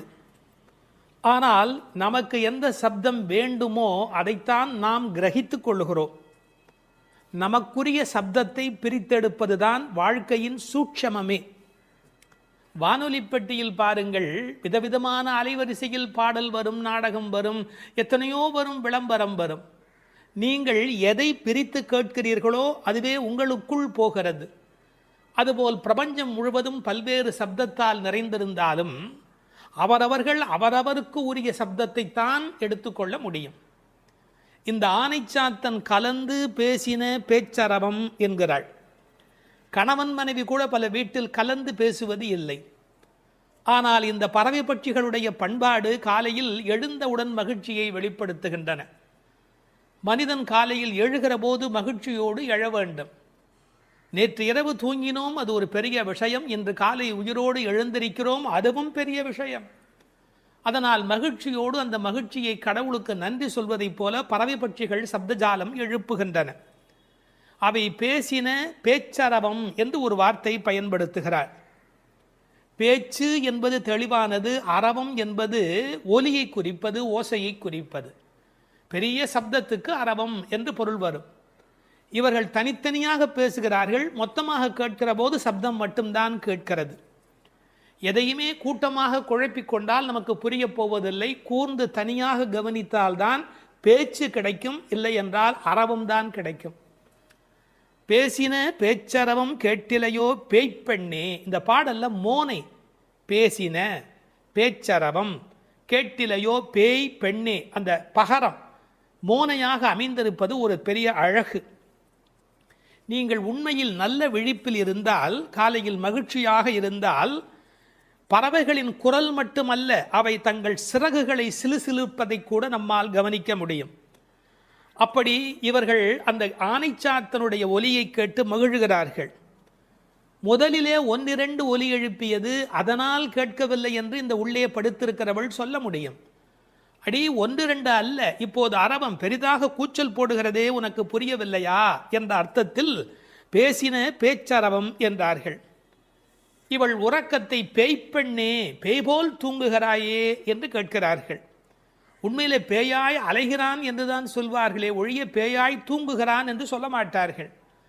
ஒரே விஷயத்தில் தீவிரத்தன்மை காட்டுகிற போது என்ன இப்படி பேய் மாதிரி அலையரே என்று பேசுவது வழக்கம். இவள் தீவிரத்தன்மையினாலே, கண்ணன் மீது கொண்ட காதலினாலே இப்படி கிடக்கிறாளா, அல்லது தமஸ் என்கிற தாமத குணத்தின் காரணமாக இப்படி கிடக்கிறாளா? இது ஒரு பெரிய கேள்வி. சில பேர் ஒரு கோயில் குடமுழுக்குக்கு வேலை செய்வார்கள், பேயாக வேலை செய்வார்கள். அந்த குடமுழுக்கு வெற்றி பெறுவதற்கு வேண்டிய வகையில் அல்லும் பகலும் பாடுபட்டு கொண்டே இருப்பார்கள். குடமுழுக்கு வேளையில் போய் தூங்கி விடுவார்கள். இந்த உழைத்த களைப்பு காரணமாக அந்த கும்பாபிஷேகம் நடக்கிற போது போய் தூங்கி விடுவார்கள். அப்படி ஒருவேளை இன்றைக்கு நோன்புக்கு போகிறோமே, நீ இப்படி தூங்கலாமா? நாயக பெண்பிள்ளாய் முதலில் பேய்ப்பெண்ணே என்று அழைத்தவர்கள் பின்னாலே நாயக பெண்பிள்ளாய் தேசமுடையாய் என்று அழைக்கப் போகிறார்கள். பேய் என்றவுடன் தாழ்வாய் நினைத்துவிட வேண்டாம். பேயனாய் ஒழிந்தேன் எம்பெருமானுக்கே யானும் ஒரு பேயனே என்று குலசேகர ஆழ்வார் அருமையாக அதை வேறு ஒரு கோணத்தில் பாடி காட்டுகிறார். இவர்களை எழ ஒட்டாதபடிக்கு செய்வது எது என்றால், அந்த கண்ணன் மீது கொண்ட அளவற்ற காதல் அல்லது பிரேமை ஒரு காரணமாக இருக்கலாம். அடுத்த ஒரு ஓசையை வர்ணிக்கிறார், இயற்கையை சொல்லி நமக்கு புரிய வைக்கிறார். பெண்கள் தயிர் கடைகிறார்கள். அந்த பெரிய ஆய்ச்சிமார்கள் தயிர் கடைகிற போது அவர்கள் கழுத்தில் அணிந்திருக்கிற தாலி, அதுவும் காசும் பிறப்பும் கலகலப்ப கைவேர்த்து, அச்சுத்தாலி ஆமைத்தாலி என்பார்கள். இதை கொஞ்சம் புரிந்து கொள்வது கடினம். இளம் வயதிலிருந்தே பெண்களுக்கு தங்க காசு கொடுத்து கொண்டே வருவார்கள். அந்த தங்க காசு தான் பெண்ணுக்கு உண்மையிலேயே மிகப்பெரிய சீதனம். அவர்களுக்கு தங்கத்தின் மூலம் சேமிப்பு நிகழும்.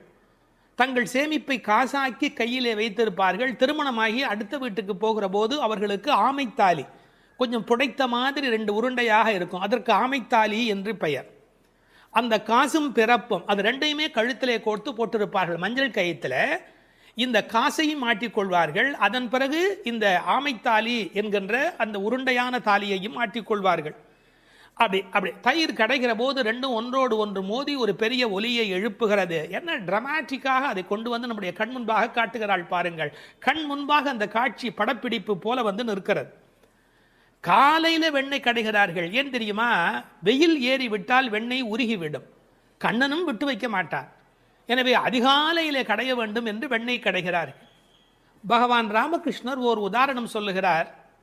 வெண்ணெய் கடைகிறவர்கள் விடியற்காலையில் கடைவார்கள். காரணம், வெயில் வந்து விட்டால் வெண்ணெய் இளகிவிடும். அதுபோல் பக்தி வர வேண்டிய வயது இளம் வயது. உங்களுக்கு வயதாகிவிட்டால் உலகத்தின் வெப்பத்தில் அது உருகி ஓடிவிடும். எனவே இளம் வயதில் பக்தி வெண்ணெய் திரள வேண்டும், காலையில் மோர் கடைவது தயிர் கடைவது போலே என்று பகவான் ராமகிருஷ்ணர் ஒரு கருத்து சொல்வார். கை பேர்த்து கடைய முடியல, மலை மாதிரி வெண்ணெய், பார்க்கடல் மாதிரி பானை, எவ்வளவு நேரம் அந்த மத்தை போட்டு உருட்டி கொண்டே இருக்கிறது. கை மாற்றி கை பேர்த்து. காலையிலேயே இந்த பெண்கள் தலையில் பூச்சூடி இருக்கிறார்கள். இவர்கள் குழலுக்கே வாசம் இருக்கிறது. வாசனரும் குழலாய்ச்சியர் மத்தினால் ஓசைப்படுத்த தயிரரவம் கேட்டிலையோ. அந்த ஓசையிலே ஒரு அழகு இருக்கிறது. பித்தகோரஸ் கொல்லறு பட்டறையிலே ஏற்படுகிற ஒலியை வைத்துக்கொண்டு அந்த இரும்பின் அடர்த்தி என்ன என்று சொல்ல முடியும் என்று சொல்கிறார். அடர்த்தியான இரும்பு வர வர அதை தட்டுகிற அந்த ஒலி ஓசை மாறிக்கொண்டே போகும் என்று சொல்லுகிறார். ஒலி அழகை பற்றி மகாகவி பாரதி ஒரு மனிதனை ஒலியும் ஓசையும் என்ன பாடுபடுத்துகிறது என்பதை குறிப்பிடுகிறார். காணப்பறவை கலகலமெனும் ஓசையிலும், காற்று மரங்களிடை காட்டும் இசைகளிலும், ஆற்று நீரோசை அருவி ஒலியினிலும், நீலப் பெருங்கடல் என் நேரமுமே தான் இசைக்கும் ஓலத்திடையே உதிக்கும் இசையினிலும், மானுடப் பெண்கள் வளரும் ஒரு காதலினால் ஊனுருக பாடுவதில் ஊரிடும் தேன் வாரியிலும், ஏற்ற நீர் பாட்டின் இசையினிலும், நெல்லிடிக்கும் கோற்றொடியார் குக்குவென கொஞ்சும் ஒலியினிலும், சுண்ணமிடிப்பார்தம் சுவை மிகுந்த பண்களிலும், பண்ணை மடவார் பழகு பல பாட்டினிலும், வட்டமிட்டு பெண்கள் வளைக்கரங்கள் தாமொலிக்க கொட்டி இசைத்திடுமோர் கூட்டமுத பாட்டு கோரஸ் கூட்டமுத பாட்டினிலும், வேயின் குழலோடு வீணை முதலாம் மனிதர் வாயினிலும் கையாலும் வாசிக்கும் பல்கருவி நாட்டினிலும் காட்டிலும், நாளெல்லாம் நந்தொலிக்கும் பாட்டினிலும் நெஞ்சை பறிகொடுத்தேன் பாவினான் என்று மகாகவி பாரதி பாடுகிறார். இசையினுடைய வலிமை அது. அப்படி ஓசைப்படுத்த தயிரரவம் கேட்டிலையோ. நாயகப் பெண் பிள்ளாய் நீ எங்கள் தலைவியாயிற்றே. நாராயணன் மூர்த்தி, எப்பேற்பட்ட வலிமையுடையவன், எப்பேற்பட்ட பெருமையுடையவன் எம்பெருமான். அந்த எம்பெருமான் திருப்பெயரையும் கல்யாண குணங்களையும் பேசுவதுதான் பாசுரத்தினுடைய நோக்கமே. கேசி என்கிற ஒரு அரக்கனை வென்றவன், அதனால் கேசவன் என்கிற பெயரை பெற்றவன். கேசவனை பாடவும் நீ கேட்டே கிடத்தியோ. ராமாவதார காலத்திலே கரதூஷண வதம் முடிந்தவுடனே சீதை ஓடி வந்து கட்டிக்கொள்கிறாள். அப்படி கேசிவதம் நிகழ்ந்தது என்று சொன்ன உடனே நீ கண்ணனை கட்டிக்கொள்வதற்கு எழுந்து வருவாய் என்று பார்த்தால், நல்லவேளை கண்ணனுக்கு ஆபத்து இல்லை என்று நெஞ்சை பிடித்து கொண்டு தூங்குகிறாயா? கேசவனை பாடவும் நீ கேட்டே கிடத்தியோ. கேசமுடையாய், இதான் பெண்களுடைய இயல்பு. எவ்வளவுதான் பெண்கள் மாறினாலும் அடுத்த பெண்ணினுடைய கூந்தல் எவ்வளவு நீளம் என்பதை பற்றி யோசிப்பார்கள். கேசமுடையாய் திரவேலோர் எம்பாவாய் என்று இந்த பாசுரம் நிறைவு பெறுகிறது. ஒரு சிறு திருத்தம். தேசமுடையாய் என்றும் ஒரு பாடம் உண்டு. கேசமுடையாய் என்பதை விட தேசமுடையாய் என்ற பாடல் வரியிலே பொருள் ஆழம் சுவை கூடுதலாக இருக்கிறது என்று கருதுவதற்கு இடமுண்டு. காரணம், அவள் அழகான கூந்தலை உடையவள் என்ற பொருளிலே 1-2 பதிப்புகளிலே கேசமுடையாய் என்கிற பாடம் இருக்கிறது. ஆனால் தேசமுடையாய் என்ற சொல்லுக்கு பொருள் ஒளியுடையவளே என்பது பொருள். ஒரு பெண்ணை வர்ணிக்கிற போது ஒளிதான் பிரதானம், பொன்னின் ஒளி பூவின் வெறி என்று சீதா பிராட்டியாரை கவிச்சக்கரவர்த்தி கம்பன் வர்ணிக்கின்றார். கண்ணனுடைய நினைப்பில் எப்போதும் ஒளி உடையவளாக விளங்குகின்றாள் என்ற பொருளிலே தேசமுடையாய் என்கிற பாடம் சுவையான, அழுத்தமான, ஆழமான, பெரும்பகுதி பதிப்புகளில் காணப்படுகிற பாடம் என்பதையும் சொல்லிக்கொள்ள விரும்புகிறேன். வணக்கம்.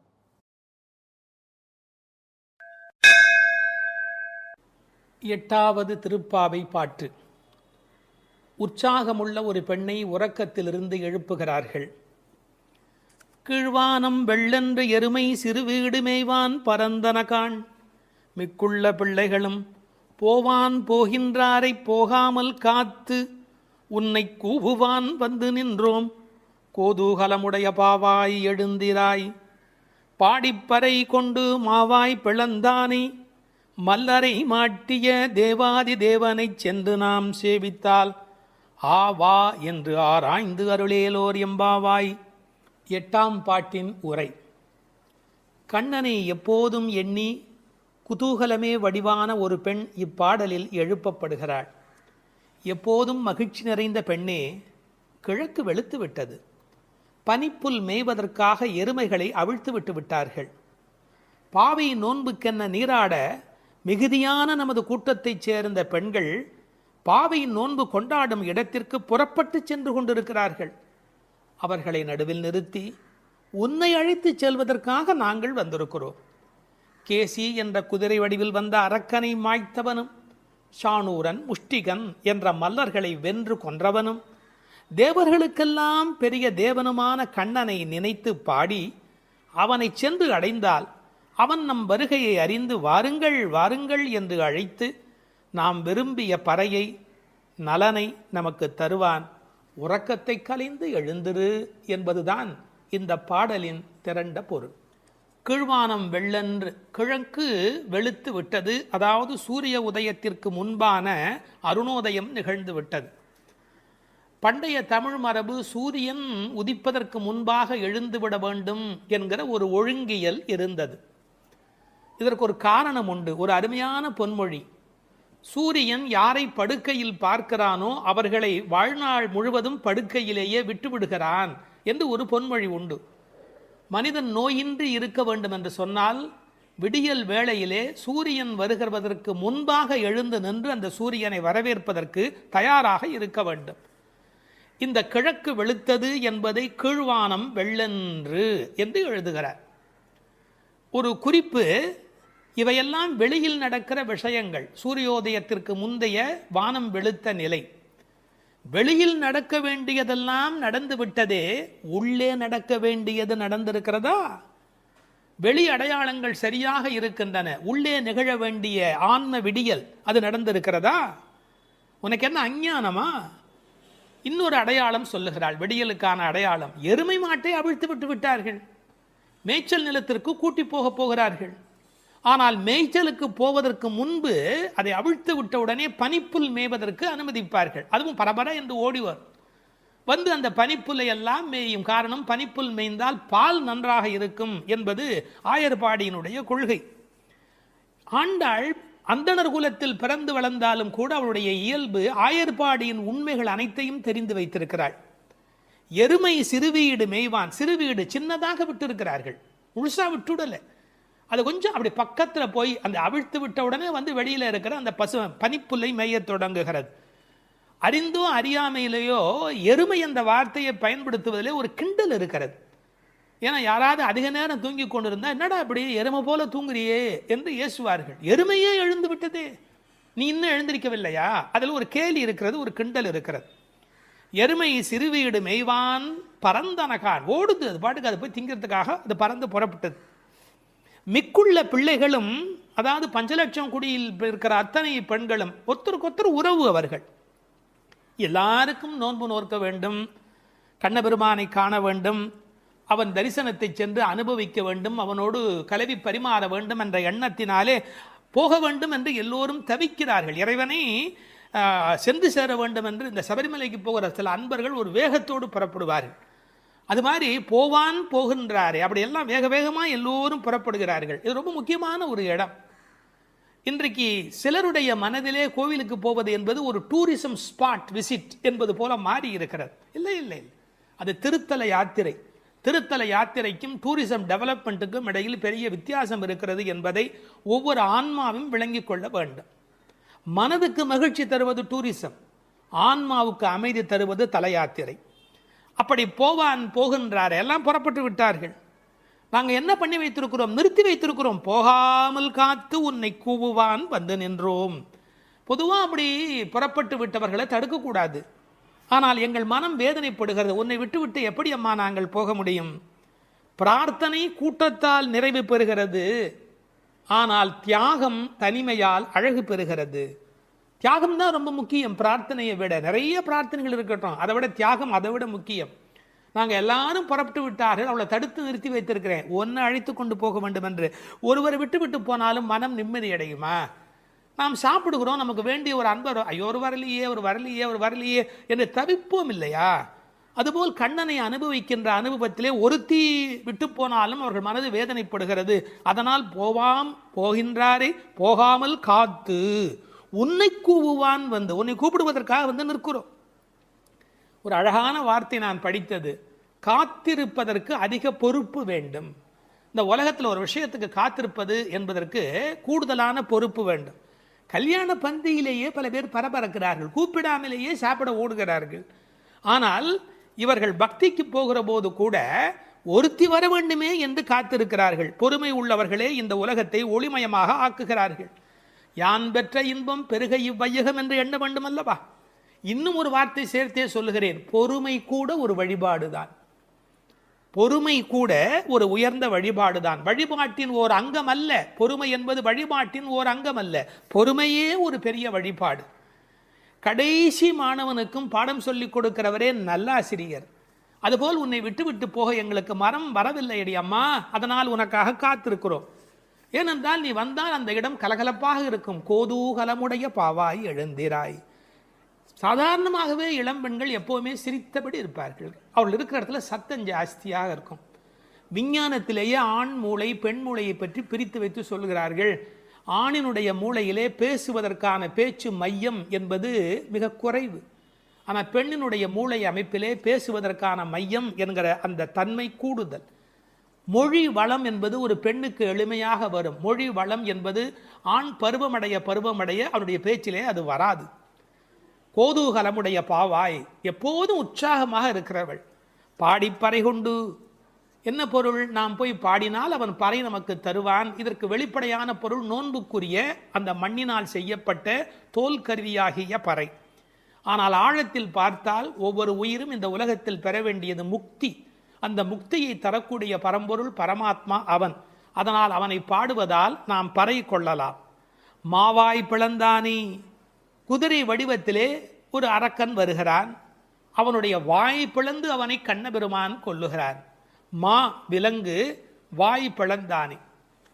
திருக்குறளில் கூட ஒரு குறள் வரும், மயிர் நீப்பின் வாழா கமரி மா அன்னார். அதை கவரி மான்னு படிப்பார்கள். இல்லை இல்லை, மானா விலங்கு, பனிமலையில் இருக்கிற விலங்கு. அது ஒரு வகையான குதிரை, யாக்.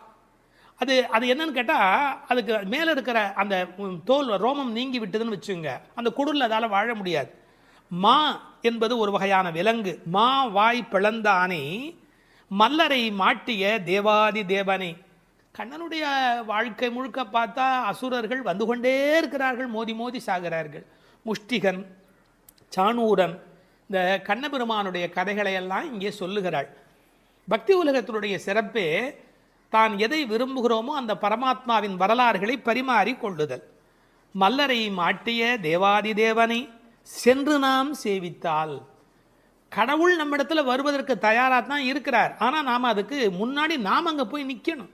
நம்மளை பார்ப்பதற்கு அவர் தயாராக இருக்கிறார். நீ 4 அடி எடுத்து வைத்தால் 40 அடி எடுத்து வைப்பதற்கு, 4000 அடி எடுத்து வைப்பதற்கு கடவுள் தயாராகவே இருக்கிறார். உண்மை அது. ஆனாலும் ஒரு மரியாதை கருதி நாம் சென்று சேவிக்க வேண்டும்.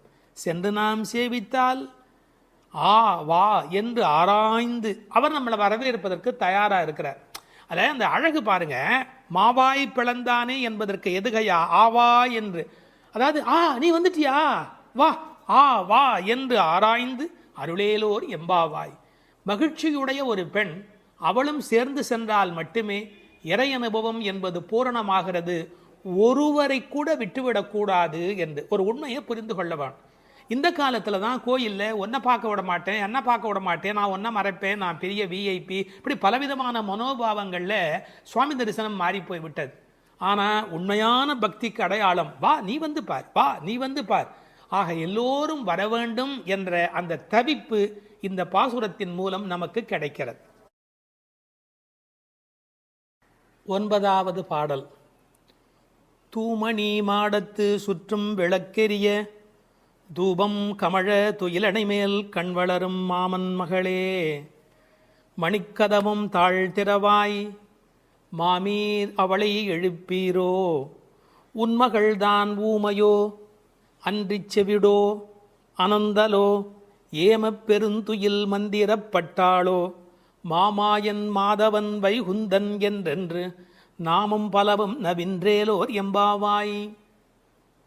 அப்பழுக்கற்ற தூய்மையான பரிசுத்தமான மாட மாளிகைகளைச் சுற்றிலும் 4 பக்கங்களிலும் விளக்குகள் ஒளிவிட்டு பிரகாசித்து எரிந்து கொண்டிருக்கவும், அம்மாளிகையைச் சுற்றிலும் அகில் சந்தனம் போன்ற வாசனைப் பொருள்களின் நறுமணம் எங்கும் கமழவும், நல்ல பஞ்சடைத்த மெத்தையில் கண்ணுறக்கம் கொள்ளும் எங்கள் மாமன் மகளே, மாணிக்கங்கள் பதிக்கப் பெற்ற உன் வீட்டு கதவின் தாழ்பாளை திறக்க மாட்டாயா?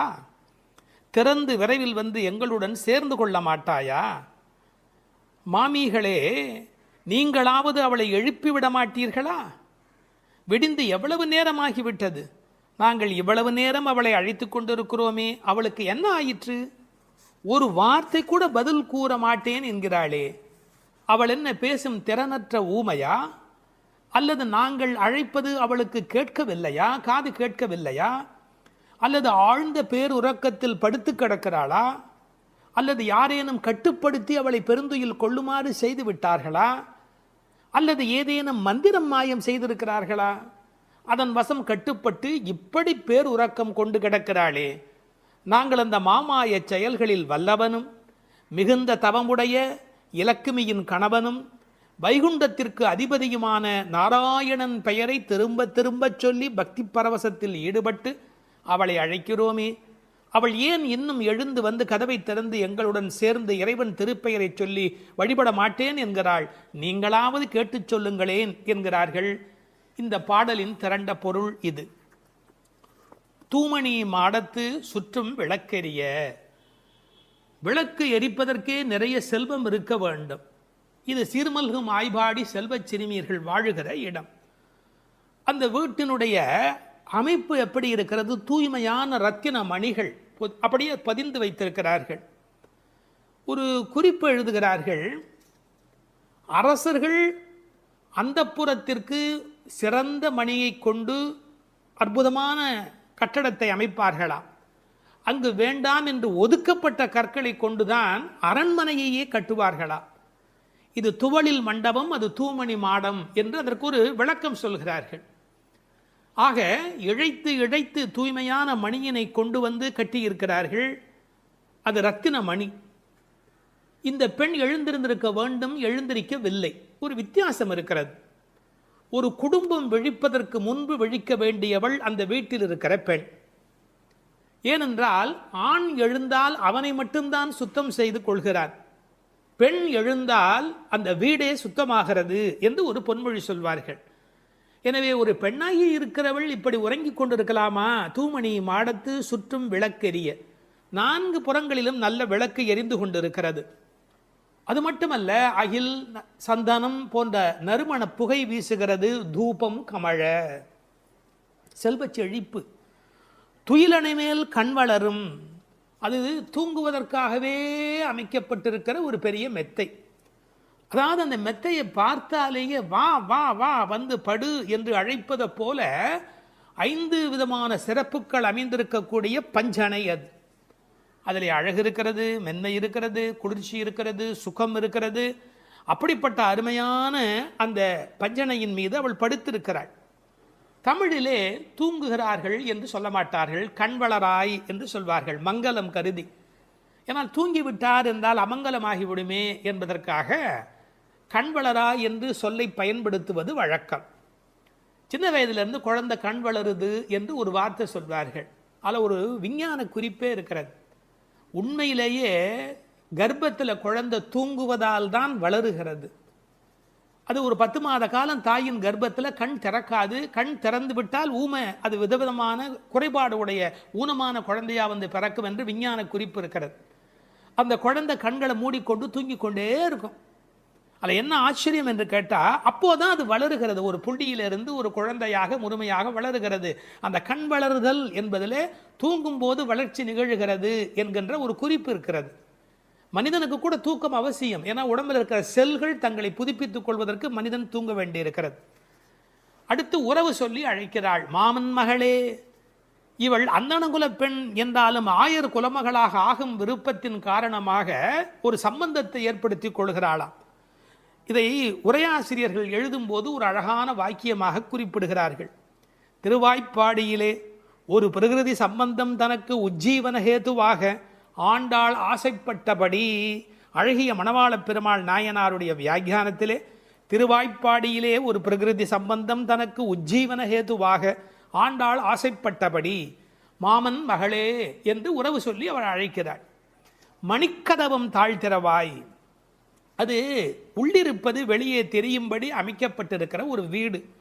அவள் எப்படி தூங்குகிறாள் என்பது கூட வெளியே தெரிகிறது. அந்த கட்டில், அந்த மெத்தை, அந்த விளக்கு எரிகிறது. இந்த பாடலே மிக ரசமான ஒரு பாடல். திருப்பாவையில் 30 பாட்டு அழகு என்று சொன்னால் இந்த பாட்டுக்கு என்று தனியான ஒரு ரசனை உலகத்தில் தனியான ஒரு கூட்டமே உண்டு. மணிக்கதவம் தாழ்த்திரவாய், நீ வந்து திற. ஏன்னா எழுந்து வந்து திறக்கிற போது நாங்களா திறந்து கொண்டு உள்ள வந்தால் அது மரியாதையாக இருக்காது ஒரு வீட்டுக்குள்ளே. நீ வந்து திற. ஆனால் அவள் அசைவதாக தெரியவில்லை. அவளுடைய அம்மா எழுந்து விட்டாள். அவள் மற்ற வேலைகள் பார்த்து கொண்டிருக்கிறாள். அதனால உறவு சொல்லி அவளை அழைக்கிறார்கள். மாமீர், அவளை எழுப்பீரோ? நீங்கள் அவளை எழுப்பிவிடக்கூடாதா? அப்படி தூங்கி கொண்டிருக்கிறாளே. உன் மகள்தான் தன்னுடைய தோழியினுடைய தாயை பார்த்து சொல்கிறாள், உன் மகள்தான் ஊமையோ அன்றி செவிடோ. என்ன பொருள் தெரியுமா? பேச்சு வராதவர்கள் என்று பொருள் அல்ல. ஊமை என்ற சொல்லுக்கு இறை நாமம் சொல்லாதவர் என்று பொருள் என்று எழுதுகிறார். இறைவனுடைய நாமத்தை சொல்ல வேண்டிய சந்தர்ப்பத்தில் சொல்லவில்லை என்றால் பிறகு நாக்கிருந்து என்ன பையன்? பேசாத நாளெல்லாம் பிறவா நாளே என்பார்கள் அல்லவா? உண்ணா நாள் என்பது இந்த உலகத்தில் சாப்பிடாத நாள் அல்ல, உன்னை வணங்காத நாள் தான் உண்மையிலேயே உண்ணா நாள் என்று குறிப்பிடுவார்கள். ஊமையோ அன்றி செவிடோ. என இறைவன் புகழ் கேளாத செவி என்ன செவியே என்று சிலப்பதிகாரம் பேசும். இந்த பெருமானுடைய புகழை நாங்கள் சொல்லுகிறோம், அவள் காதிருந்தும் கேட்கவில்லையே. நேற்று வரை நன்றாக பேசினாளே, இன்று என்ன ஊமையாகி விட்டாளா? அழைப்பு அவள் காதில் போய் விழவில்லையா? அல்லது இரண்டுமே அவளுக்கு இணைந்து விட்டதா? சோம்பல் வயப்பட்டாளா? யாரேனும் மந்திரம் மாயம் செய்து விட்டார்களா? என்ன நடந்து விட்டது? ஊமையோ அன்றி செவிடோ. மாமாயன் மாதவன் வைகுந்தன் என்றென்று நாமும் பலவும் நவின்றேலோர் எம்பாவாய். ஏன்னா மந்திர துயில் பட்டாளே. இப்படி அவள் பிடிவாதமான ஒரு தூக்கத்தில் போய் மாட்டிக்கொண்டு இருக்கிறாளே. நாங்கள் அழைக்கிறோம். எதை சொல்லி அழைக்கிறோம்? மாமாயன், மகா மாயையில் வல்லவனாகிய பெருமான். மாதவன், நம்முடைய சாதாரண தவம் அல்ல, எல்லா தவங்களுக்கும் அப்பாற்பட்ட பெரும்பொருள். அந்த தவத்தால் அடைய வேண்டியவன் கருணையினால் தானாகவே நம்மிடத்தில் வருவதால் அவன் மாதவன். வைகுந்தத்தில் இருக்கிறவன் என்றாலும் கருணை காரணமாக ஒவ்வொரு கோயிலிலும் அர்ச்சாவதாரத்தில் எழுந்தருளி இருக்கின்றவன். வைகுண்டபதி என்றாலும் இந்த பூமிக்கு கிடைக்கிறவன். வைகுந்தன் என்றென்று நாமும் பலவும் நவின்று. உண்மையிலேயே திருப்பாவையினுடைய நோக்கமே இறைவனுடைய நாமத்தை பல வகையில் சொல்வது. இறைவனுடைய நாமத்துக்கு மிகுந்த சக்தி அதிகம். கட்டிப்பொன் போலே அவன், பணிப்பொன் போலே திருநாமம் என்று உரை எழுதுவார்கள். அதாவது தங்கத்தில் ஒரு பெரிய கட்டி இருந்தால் கூட அதை வைத்துக்கொண்டு என்ன பண்ணுவது? ஆனால் பணிக்கப்பட்ட பொன், வளைக்கப்பட்ட பொன்னாக இருந்தால் அது பல சமயத்தில் ஆபத்துக்கு உதவும். ஒரு மோதிரமாக இருந்தால் அடகு கடையில் வைத்து கூட ஒரு ஆபத்திலேருந்து வெளியில் வரலாம். இறைவன் வைகுந்தத்திலே இருக்கிறான் என்று சொன்னால் கட்டிப்பொன் போலே, ஆனால் பணிப்பொன் போலே அவனுடைய திருநாமம், நாமம் பலவும். இன்னும் கூட நிறைய விளக்கங்கள் சொல்வார்கள். இறைவனுடைய நாமம் இறைவனை விட செல்வாக்கு உடையது என்று. ஒரு வங்கிக்கு போகிறோம், செக்கில் கையெழுத்து போட்டு கொடுத்தா நம்ம கையெழுத்துக்கு தான் அதிக பலம் இருக்குமே ஒழிய நாமே போய் நின்று கொண்டு பணம் கொடுன்னு கேட்டால் கூட கொடுக்கறதுக்கு யோசிப்பா. எப்படி கொடுப்பார்கள்? கையெழுத்துக்கு அவ்வளோ பெரிய சக்தி இருக்கிறது. அதுபோல் நாமும் இறைவனை காட்டிலும் வலிமை உடையது என்று ஒரு குறிப்பு சொல்வார்கள். ஒரு சின்ன வரலாறு. காஞ்சி மகா சுவாமிகள் உடல்நலக் குறைவு மாதிரி ஜுரத்தில் இருக்கிறார்கள். மருத்துவர் வர சொன்னார்கள். அவர் உடனே மருந்தெல்லாம் கொடுக்க வேண்டி இருக்குமோ என்ற எண்ணத்தில் அவர் வந்தார். உன்னை யார் இப்படியெல்லாம் வர சொன்னா? நீ உட்கார், நான் இப்போ என்னுடைய டெம்பரேச்சர் எடுத்துக்கோ, விஷ்ணு சஹஸ்ரநாமம் சொல்ல போகிறேன், சொல்லி முடிச்சதுக்கப்புறம் டெம்பரேச்சர் எப்படி இருக்கு பார் அப்படின்னு சொல்லிட்டு விஷ்ணு சஹஸ்ரநாமம் சொல்லுவதற்கு முன்பு ஜுரம் இருந்தது. சொல்லி முடித்த பிறகு ஜுரம் இல்லவே இல்லை. உன்னை எதுக்கு தெரியுமா கூப்பிட்டேன், மருந்து கொடுத்து தான் இதை காப்பாற்றணுங்கிறது இல்லை, விஷ்ணு சஹஸ்ரநாமம் சொன்னாலேயே ஜுரம் போயிடும்னு தெரிஞ்சுக்கோ என்று ஒரு செய்தி சொன்னதாக ஒரு வரலாறு உண்டு.